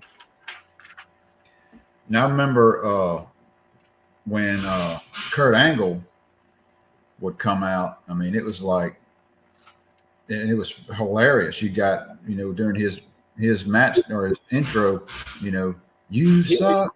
His music. You suck. Yep. Yep. And they still did that, and he encouraged it. Come on. Yeah. Yeah. Yeah. It's like, it's that pop, regardless if it's negative or whatever. It's still, embrace it, have a good time with it. Yeah, that's exactly what he did. He embraced it. Whereas other wrestlers, depending on the gimmick, like Terry Taylor with the Red Rooster, he didn't embrace that concept. And even Razor Ramon, Scott Hall, did not embrace the rivalry that he had with Goldust. because he didn't understand Goldust, his gimmick. So he wasn't able to embrace that rivalry. Whereas now, well, at the time of that interview before he passed, if he had known then what he knew now at that time, he would have embraced that entire rivalry.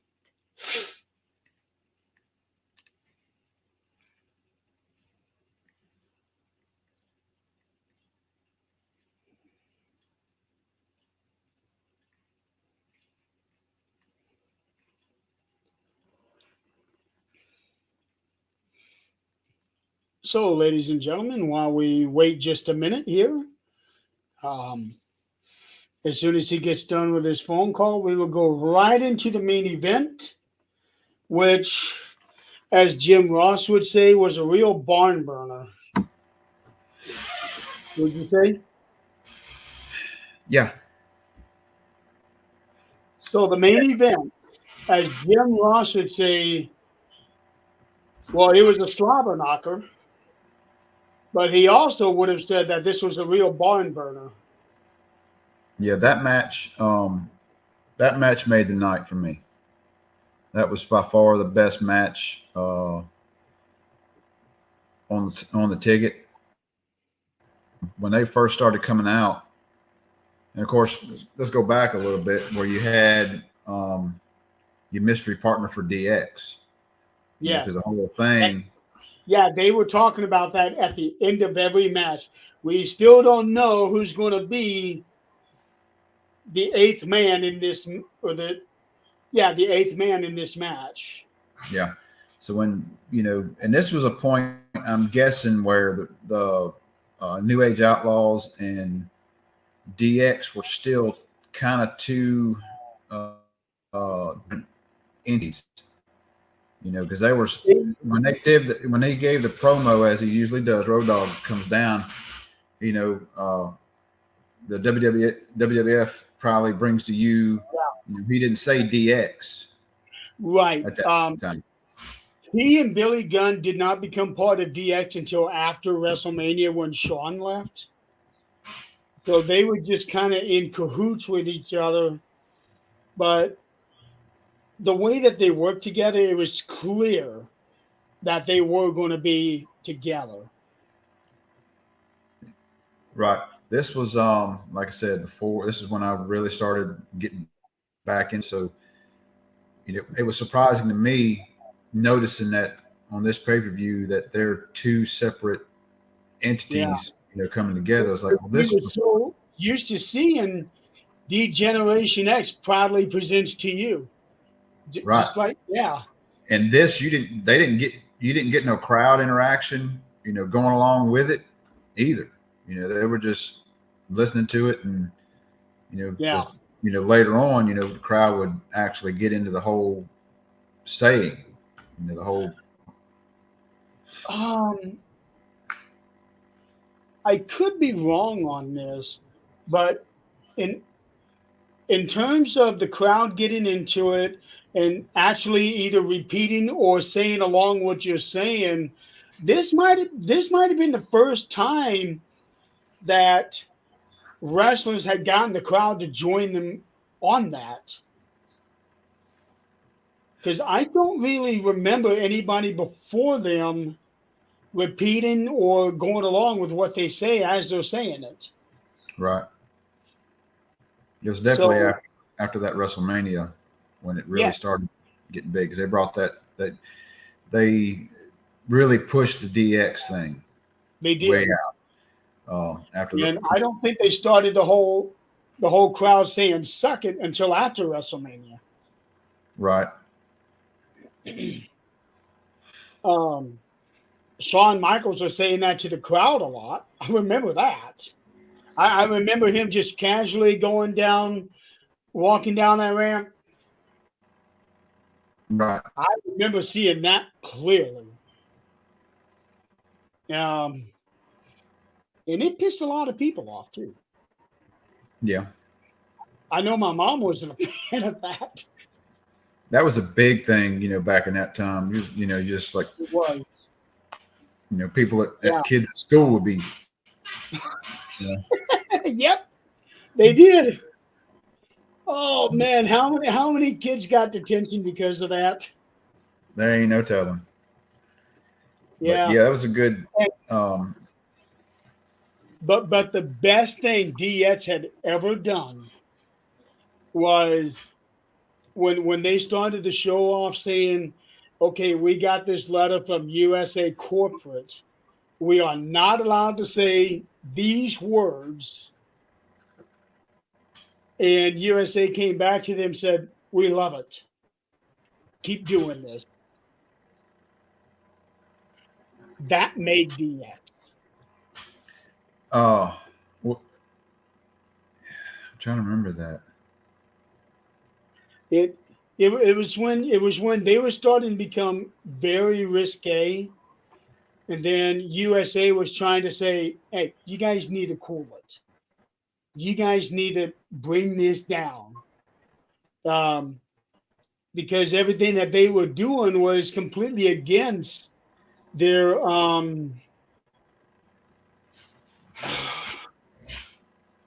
Content contract, maybe. content something. It had a name. I gotta look it up. It had a name. Um,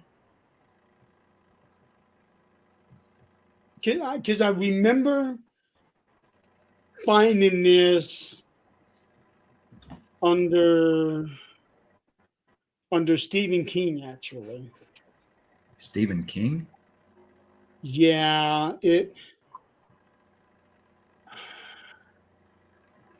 Stand. It was something about the Stand. Oh, okay.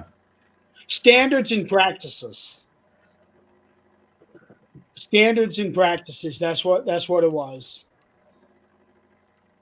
So everything that Triple H and Shawn Michaels were doing was violating their standards and practices. So USA sent Vince McMahon a letter, talking about what these guys are doing and what these guys were saying was unacceptable. You need to calm this down.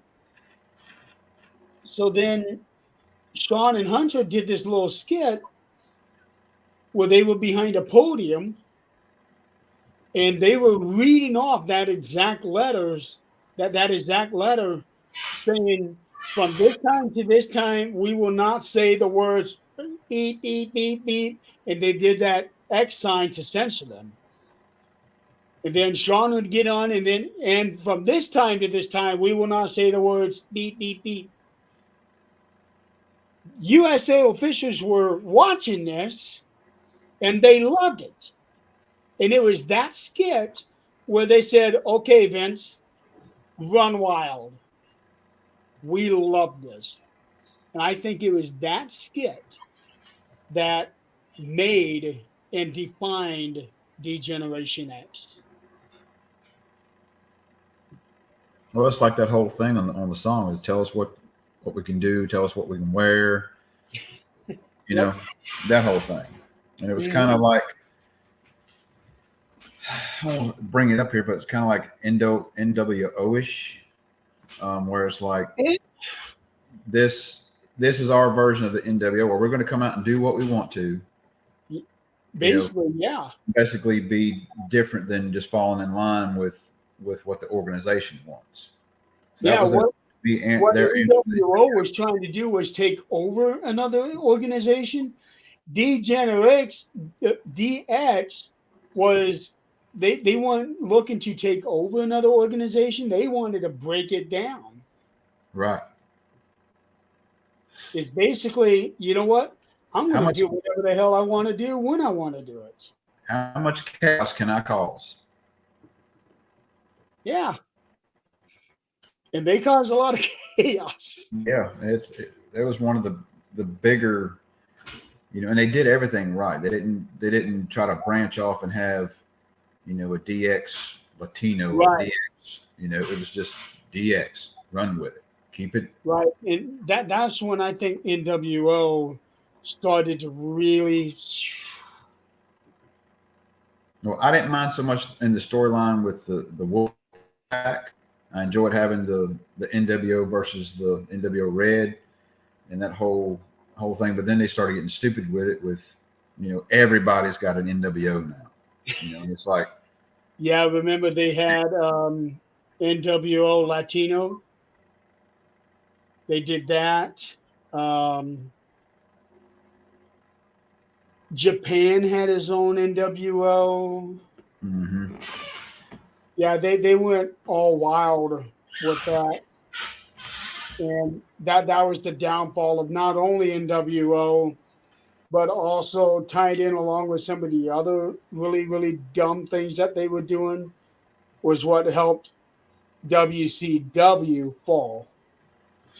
Yeah.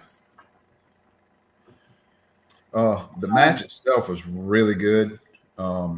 It started out hot and heavy. It did. It did. When they come out there and everybody was bringing their own stuff, and then, of course, they were bringing a couple little things, and then Yeah. Cactus Jack and Terry Funk, brought this dang garbage. Now Terry Funk, stuff, huh? Terry Funk, throughout this whole match, he had me laughing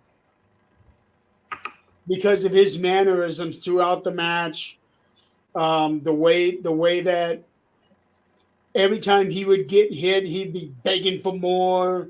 Then every time he gets more, it's like he's stumbling around, like trying not to fall and all of that. He was doing then what a lot of wrestlers do now on house shows. And he was doing this on a pay-per-view. Right. But again, what Terry Funk was doing is not what you see or what you would see on every pay-per-view like that.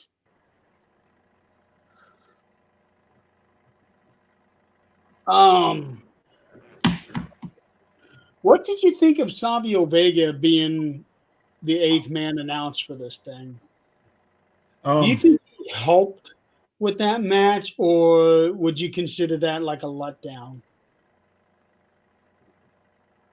To me, it was just a filler. Really wasn't one way or another. He kind of put himself out there a little bit with the whole barbed wire, wrapping Mick around with barbed wire. Yeah. He was just like they could have stuck anybody in there. Well, not anybody, but they could put anybody with a little bit of in there, Well, and it. When it came to gang warfare, Savio would have been the perfect guy for that. Right.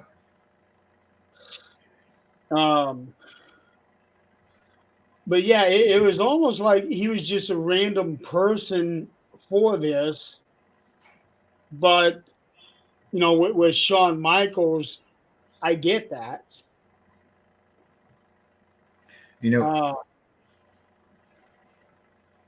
But I have to wonder if Shawn Michaels was in this match, would that have made this match better or not?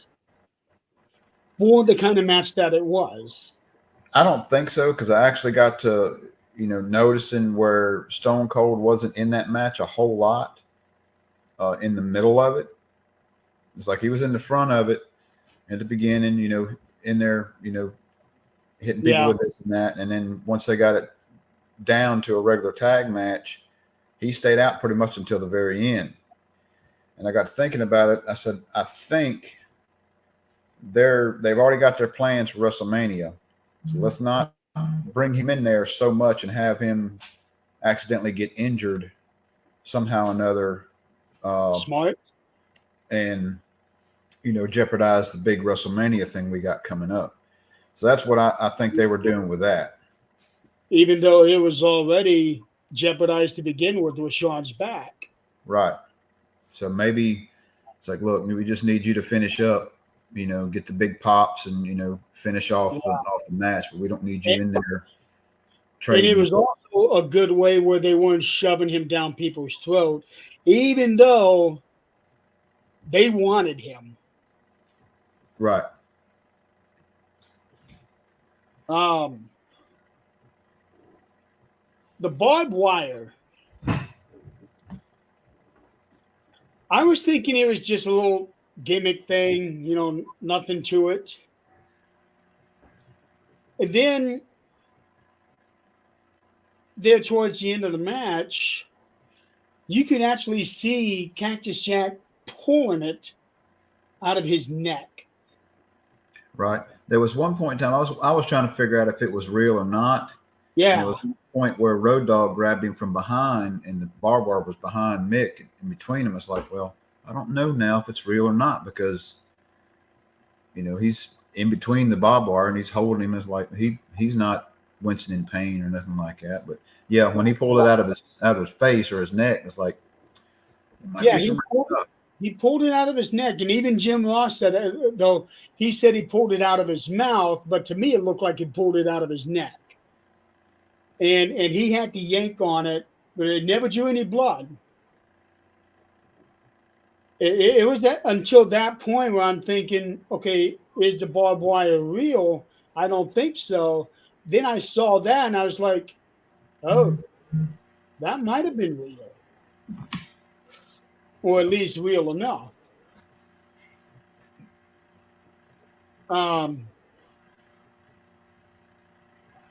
And then, to me, the highlight of that whole match was when Stone Cold threw the trash can halfway across the ring, and it slams into Billy Gunn. That was a big highlight of that match. I was like, that was funny. It was. He launched it at him, and you heard the impact in real time, not just in the replays that they normally do halfway through the match, but when he actually threw it at him, you heard that smack. Oh, there was a lot of that going on. You could hear a lot of those hits and all, like with the metal top of the garbage can when they was hitting. Well, yeah, but that's somebody coming at you and hitting you like this. He threw it at him. And it still had that loud of a sound when it hit him from 15 feet away.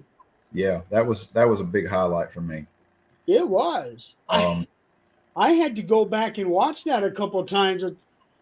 Damn, he hit him hard with that. And I saw the whole setting up of the table in the corner, and then they moved it over to the center of the ring or the center of the ropes, and they were already planning for somebody to get flipped over the back with landing on that. There was that. Power bombing Terry Funk onto two chairs. On 2 chairs, yeah. And they look like real, actual chairs, not gimmicked ones either. No. One of my kids, I think, was asking me about, they really hit people with chairs. Like, yeah, hit them with chairs. But, they do it to where they're not, going to cause a significant injury. If you notice how they hit them with a flat part. They're not hitting them with the bottom. Yeah, but the way that they I'm sure it hurts. Yeah, especially when they were showing the replay before the Nations match, when Rock hit Shamrock with the chair. It looked like he hit him right square in the face with that. That's going to hurt. Oh, yeah. It's like, man, it's like, I was telling somebody, look, it's like somebody was asking me about it too. It's like, well, it's not fake. It's real athletes. And of course, they have a predetermined outcome most of the time of what the ending's going to be. They already know that, everything in the middle is improv. Yeah.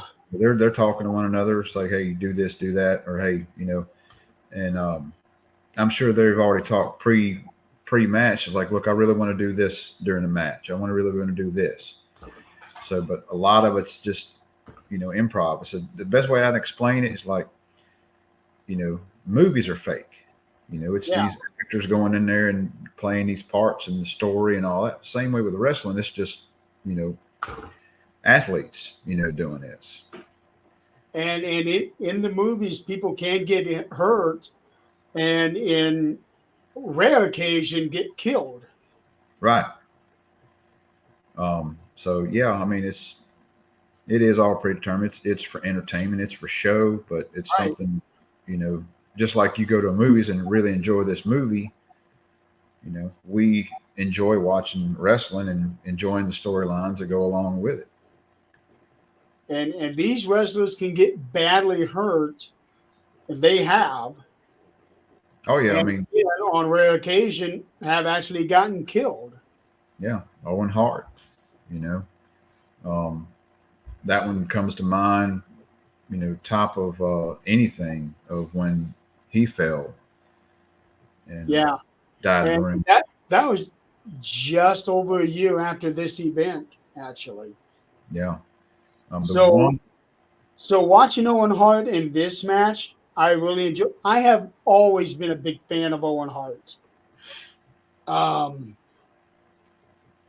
he was extremely athletic, extremely gifted, and he did all his parts so well.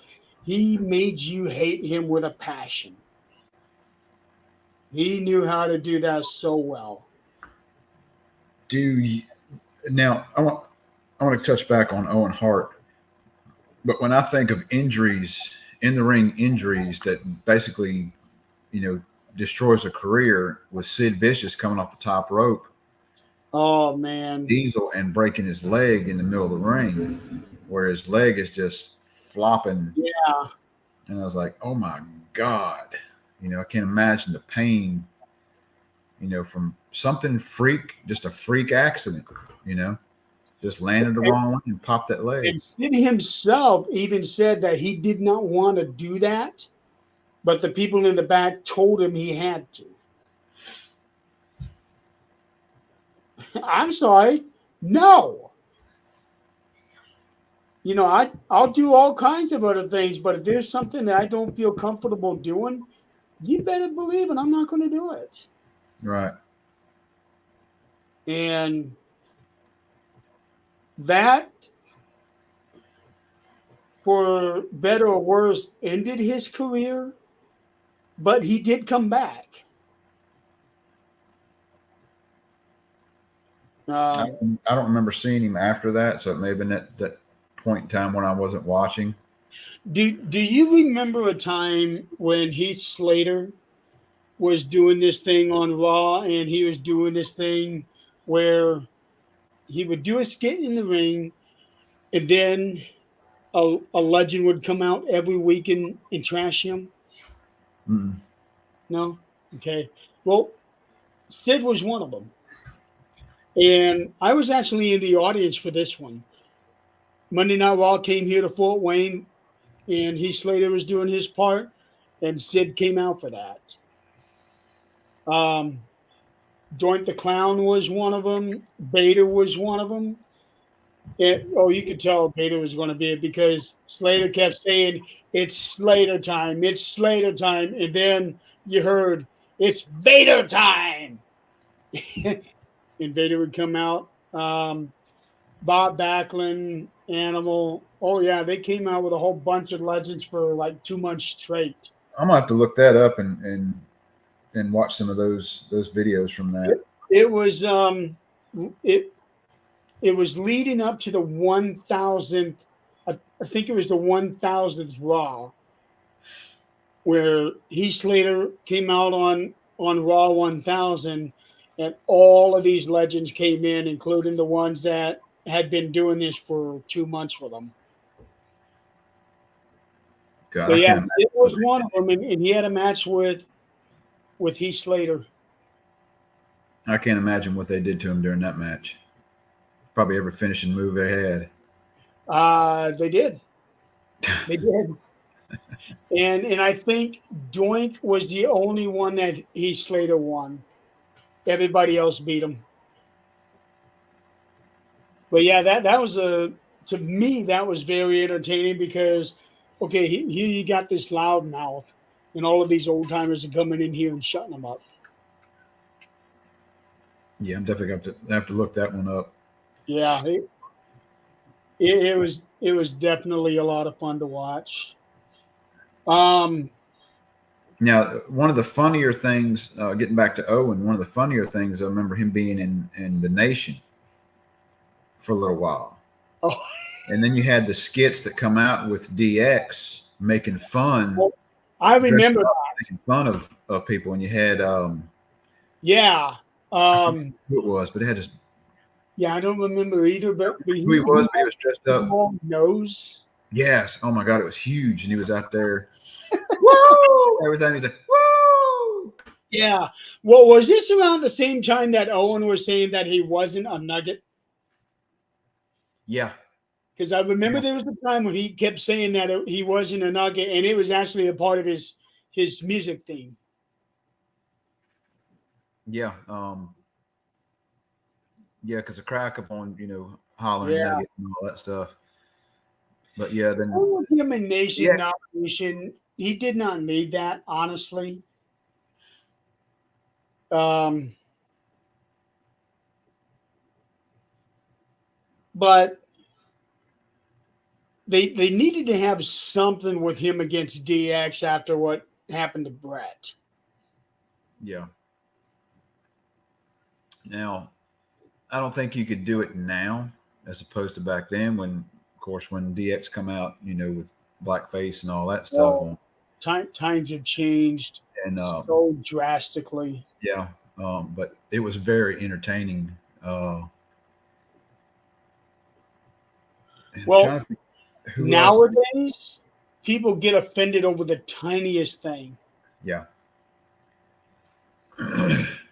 So 90% of what happened in the Attitude Era would never fly now. No. And honestly, that's a shame. Because there's a difference in entertaining and still addressing certain things without being offensive. Right. Now you almost can't even address it without people getting offended. Oh yeah. Anything and everything can be offensive to somebody. Yeah.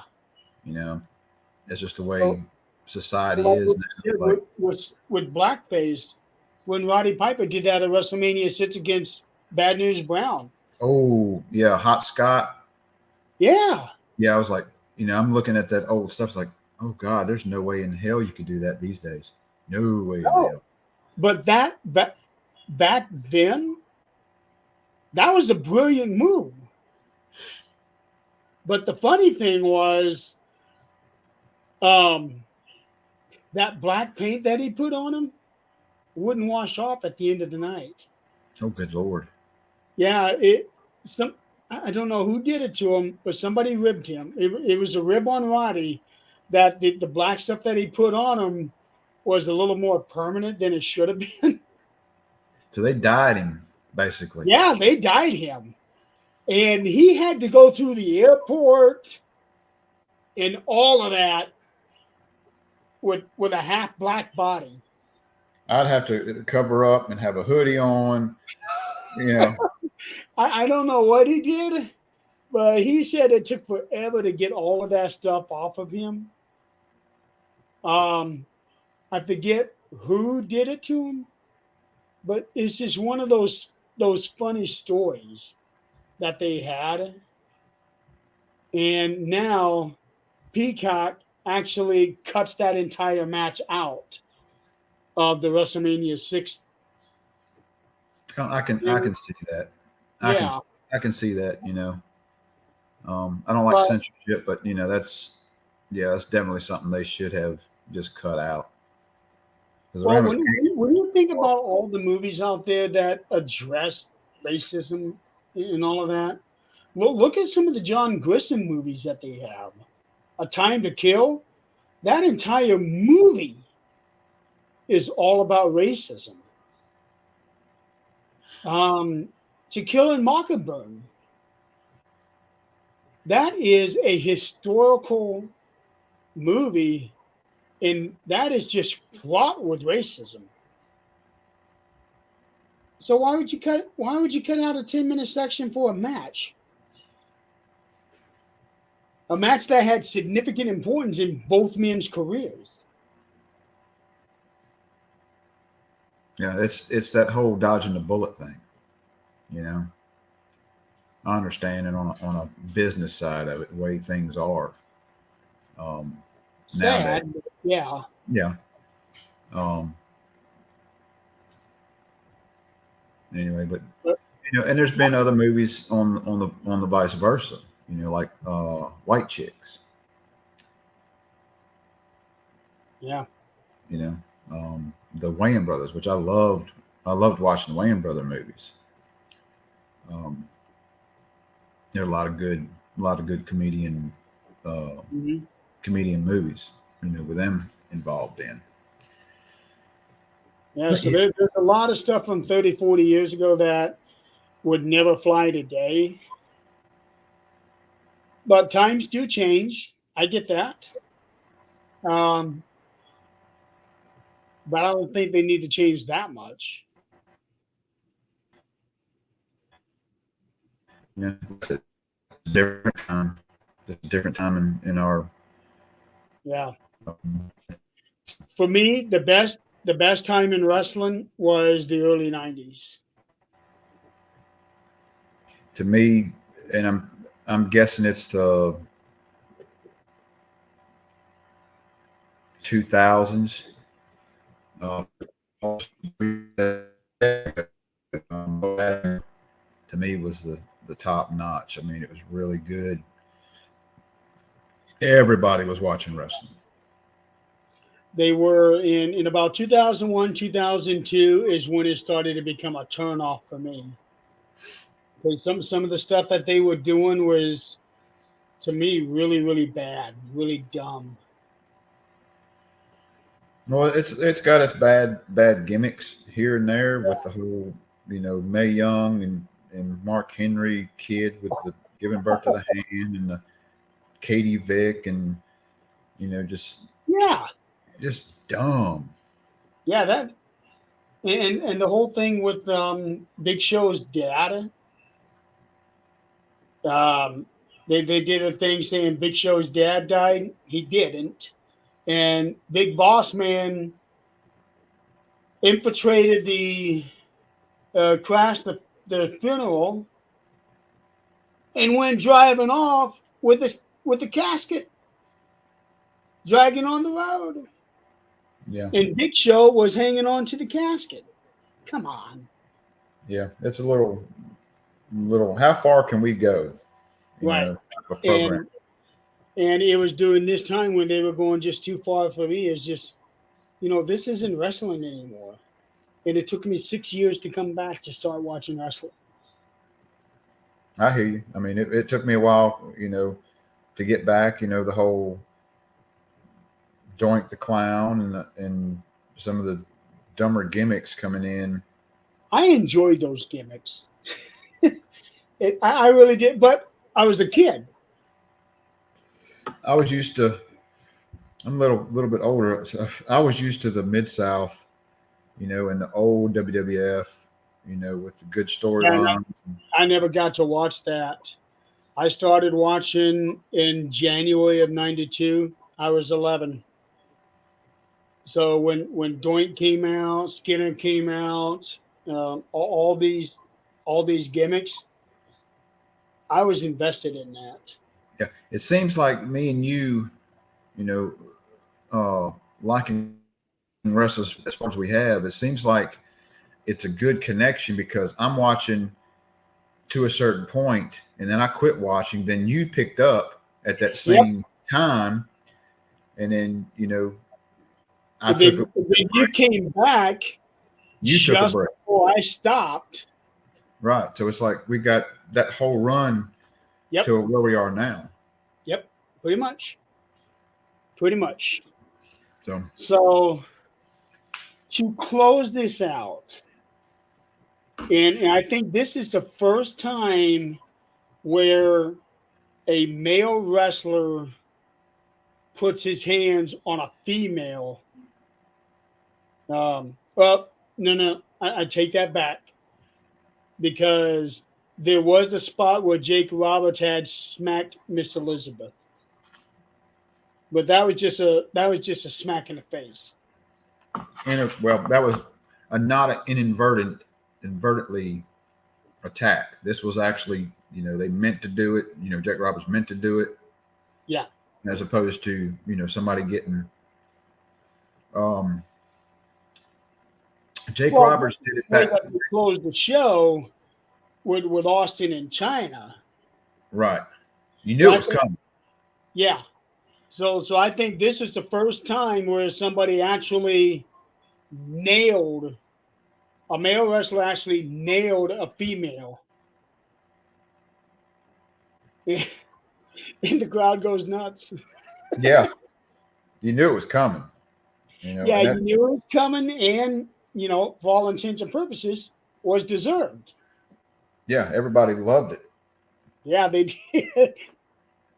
I remember back in the 80s when Dick Slater and Jake Roberts were feuding, and Dark Journey was with Dick Slater, and they did something to Jake. They put something in his eyes or something, and he's sitting there trying to swing at somebody, and he grabs the first thing he does and DDT's Dark Journey. I'm looking her up now because I don't know her. That's why she retired from wrestling long before I even got into wrestling. Yeah. Okay.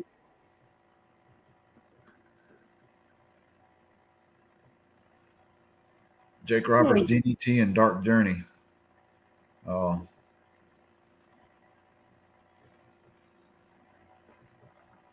In 1985, Lyndon Newton met wrestler Dick Slater while working as a stripper in Atlanta. I didn't know that.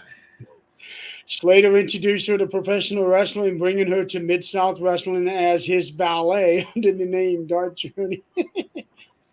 Okay. Yeah, career change. That's a big career change. Yeah. But she only lasted a couple of years.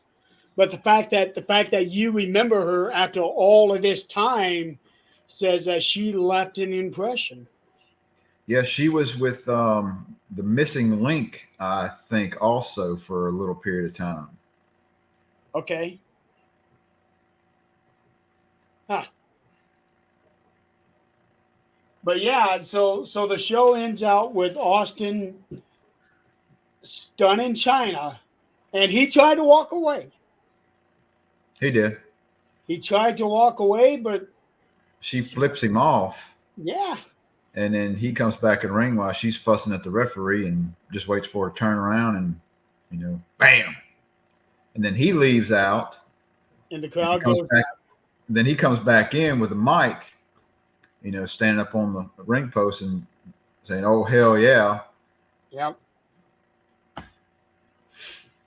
When you look at some of the wrestlers and how over they get on this show, the two most over wrestlers in terms of popularity were Steve Austin and Ahmed Johnson. And I remember the pop that Ahmed Johnson when he slammed Yokozuna. One of two men that I know of to ever slam him. And that was 2.5 years before this pay-per-view, and this man was still insanely over.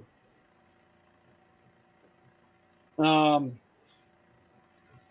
then it was shortly after this where his career just really went down. He ended up going to WCW, and by the time he was in WCW, he was already stopped his working out, and then he became a big boy.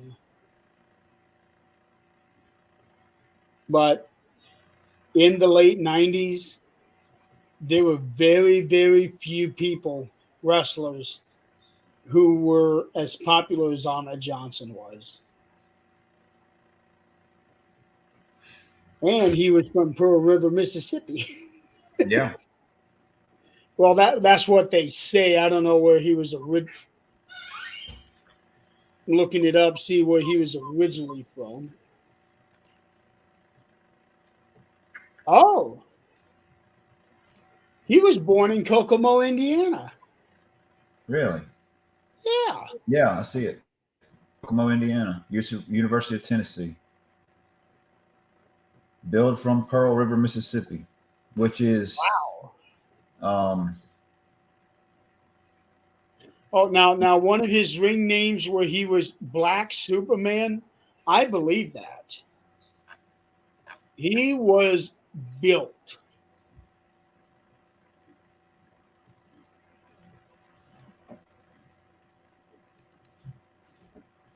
oh, here's a little note. Early career of him.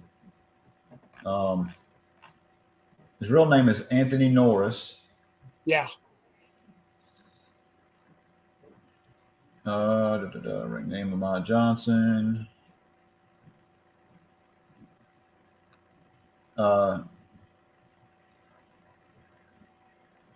In an early attitude era in the WWF, he held the WWF Intercontinental Championship, making him the first African American to win a singles championship in the WWF. Yep. Um, Even though they have had tag team champions with Ahmed Johnson, Rocky Johnson, and Tony Atlas. Now, here's a thing: is like football career. He was born in Indiana, growing up in Auburn, Florida, and then Pearl River, Mississippi, Okay, so he did live there before in moving to Texas. Mississippi for a time. Right. He was trained under Skandar Akbar, Scott Casey, and Ivan Putski. So Skandar Akbar was he was back in the WWF, or not back in the WWF. He was back in the Mid South days. He was one of those managers, head of their own little faction. Yeah, I barely remember him, but I know that name. But I barely remember him. Scott Casey was in the WWF, but he was more of a jobber. But Ivan Putski, I know him real well. Yeah, Skandar was. Everybody does. Skandar Akbar was actually born in Wichita Falls, Texas. His father was from Lebanon. His mother, Mary, had Arab roots, but she was born in Texas.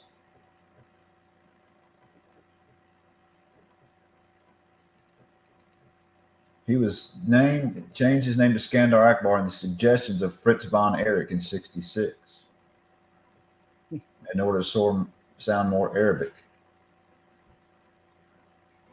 Oh, and in 1995, Ahmed Johnson feuded with John Hawk for the NWA North American Champion. John Hawk being Bradshaw. Really? And I remember when Bradshaw first debuted, he was actually John Hawk Bradshaw. But the Hawk was just a nickname. He was coming in as John Bradshaw, nickname Hawk.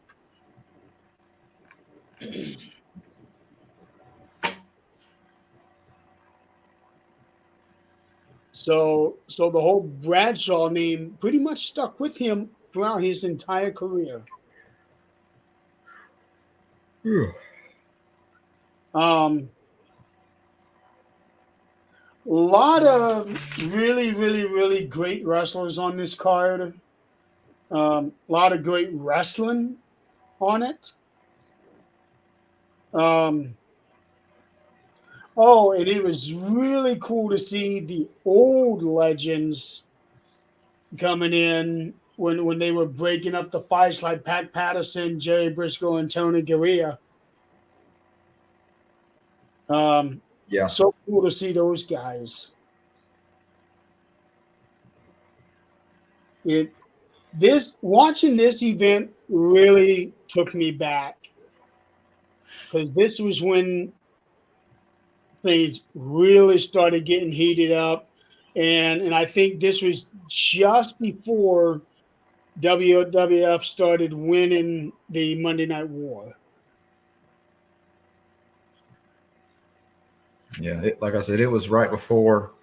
This was a pay-per-view right before I started watching again. So it was really nice to see what transpired up to the WrestleMania where you have the Stone Cold era. Yeah, because this was the pay-per-view before WrestleMania. Yeah. Yeah, I still find it so funny that Sable was married to two wrestlers who basically used the same finishing maneuver. What are the odds of that? Yeah. And I'm not sure the age difference in there between the two, but I know there's a big age gap. She is like 7 or 8 years older than Brock is. Really? Only that's as far as it is? I think so. Um, I would expect it to be, way up there. let's see. Brock Lesnar is 45. She's 55, so she's 10 years older than he is. Okay. Well, that's not that bad. That's close to what me and my wife are. So. Yeah. Yeah, so she's 10 years older than he is, and Mero is 7 years older than she is. Okay. That's a big age gap from her 17-year difference between the two husbands. Yeah. So, Yeah. that's No Way Out of Texas in Your House. And it would be one of the last in your houses, which I've always enjoyed. To me, there wasn't really a bad thing about the pay-per-view except for the blimp. I would not want to be inside of an arena trying to watch wrestling and having a blimp slowly moving in front of me. Right. I agree. I am glad that did not last long because I remember that blimp now after having seen this. But there were so many hot spots on this pay-per-view. Each match delivered something different and delivered something well that I don't know if I can actually point to anything on this entire pay-per-view and say that was bad. No, it was all a good pay-per-view. That had its lower points, but it wasn't a bad. It was like they just should have not even done that. Yeah. It was actually a good pay-per-view. The only low point that I might say was on this pay-per-view was the Godwins versus the Quebecers, but I really enjoyed that match. But the fans just weren't into it. Right. but I enjoyed it. So I can't even say, in my opinion, that was even a bad spot on the pay per view.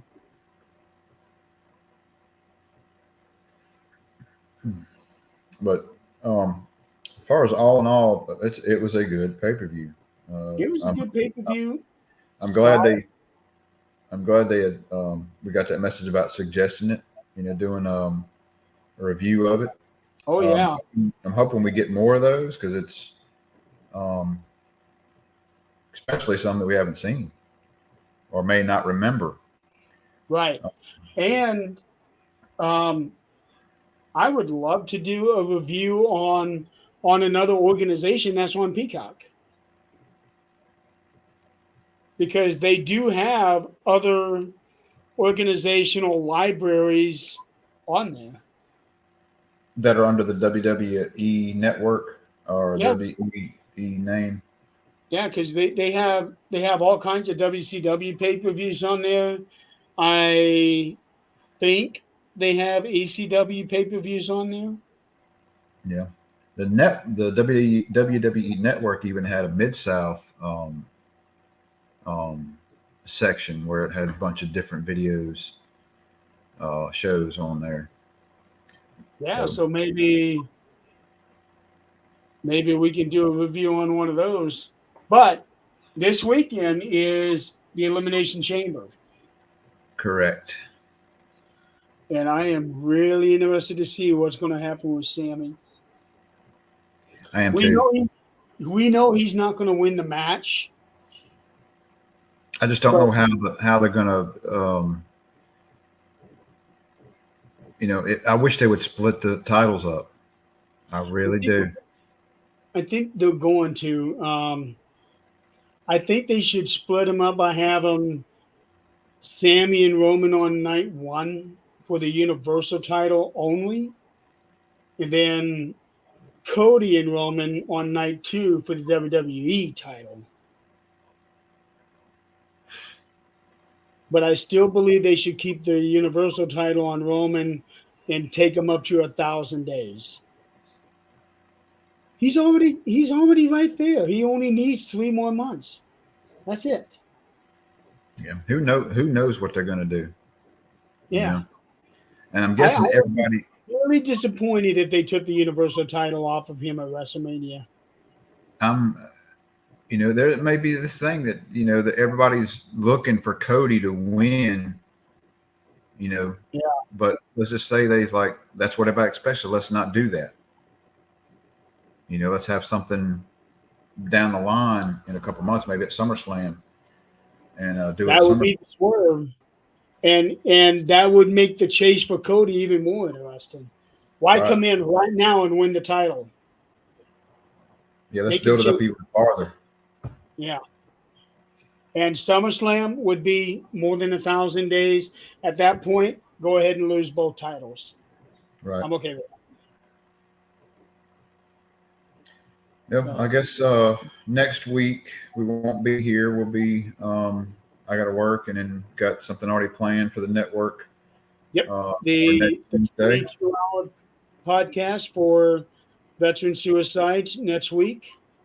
Again, that starts on 4 a.m. Eastern Time, Wednesday morning, and lasting all the way until 2 a.m. Eastern Time, Thursday morning. I'll pop in and try to catch some of that. I'll be at work. Okay. I'm not getting on at 4 o'clock in the morning. Neither am I. 3 o'clock, I guess my time. Yeah, But 3 your time. I'll Four work. o'clock in the morning, my ass to be in bed. Yeah, and I'll work that day, so I'll try to catch. I'll pop in here and there and try to catch some of it, see who's all on, and Okay. give you all some support and all that. But I guess we'll be back in a couple of weeks, and we'll be talking about the elimination. Yeah, pretty much. We'll be talking about the Elimination Chamber, and at that point, we will have more of an idea of what WrestleMania is going to look like.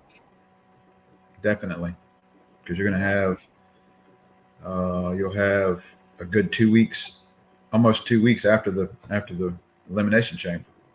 Almost. So We countdown will will at least have 2 Monday Night Raws. So and that's where everything happens on Monday Night Raw. SmackDown, it doesn't seem like much happens on it, but I'm not watching it because of my own show. Right. So, all right, folks. Well, thank you for playing along tonight. I did not think we were going to be doing this review for 2.5 hours. Yeah. Actually, a pretty long one. I expected maybe an hour. Yeah, well, when we didn't even get done with match 2 after an hour, I had a feeling it was going to last a while. Yeah. But definitely really enjoyed doing this review and watching that show. That just took me back. Me also. Yeah. So until next time, we will see you guys in 2 weeks. 2 weeks. Have a good night, everybody. Thank y'all for tuning in. See y'all.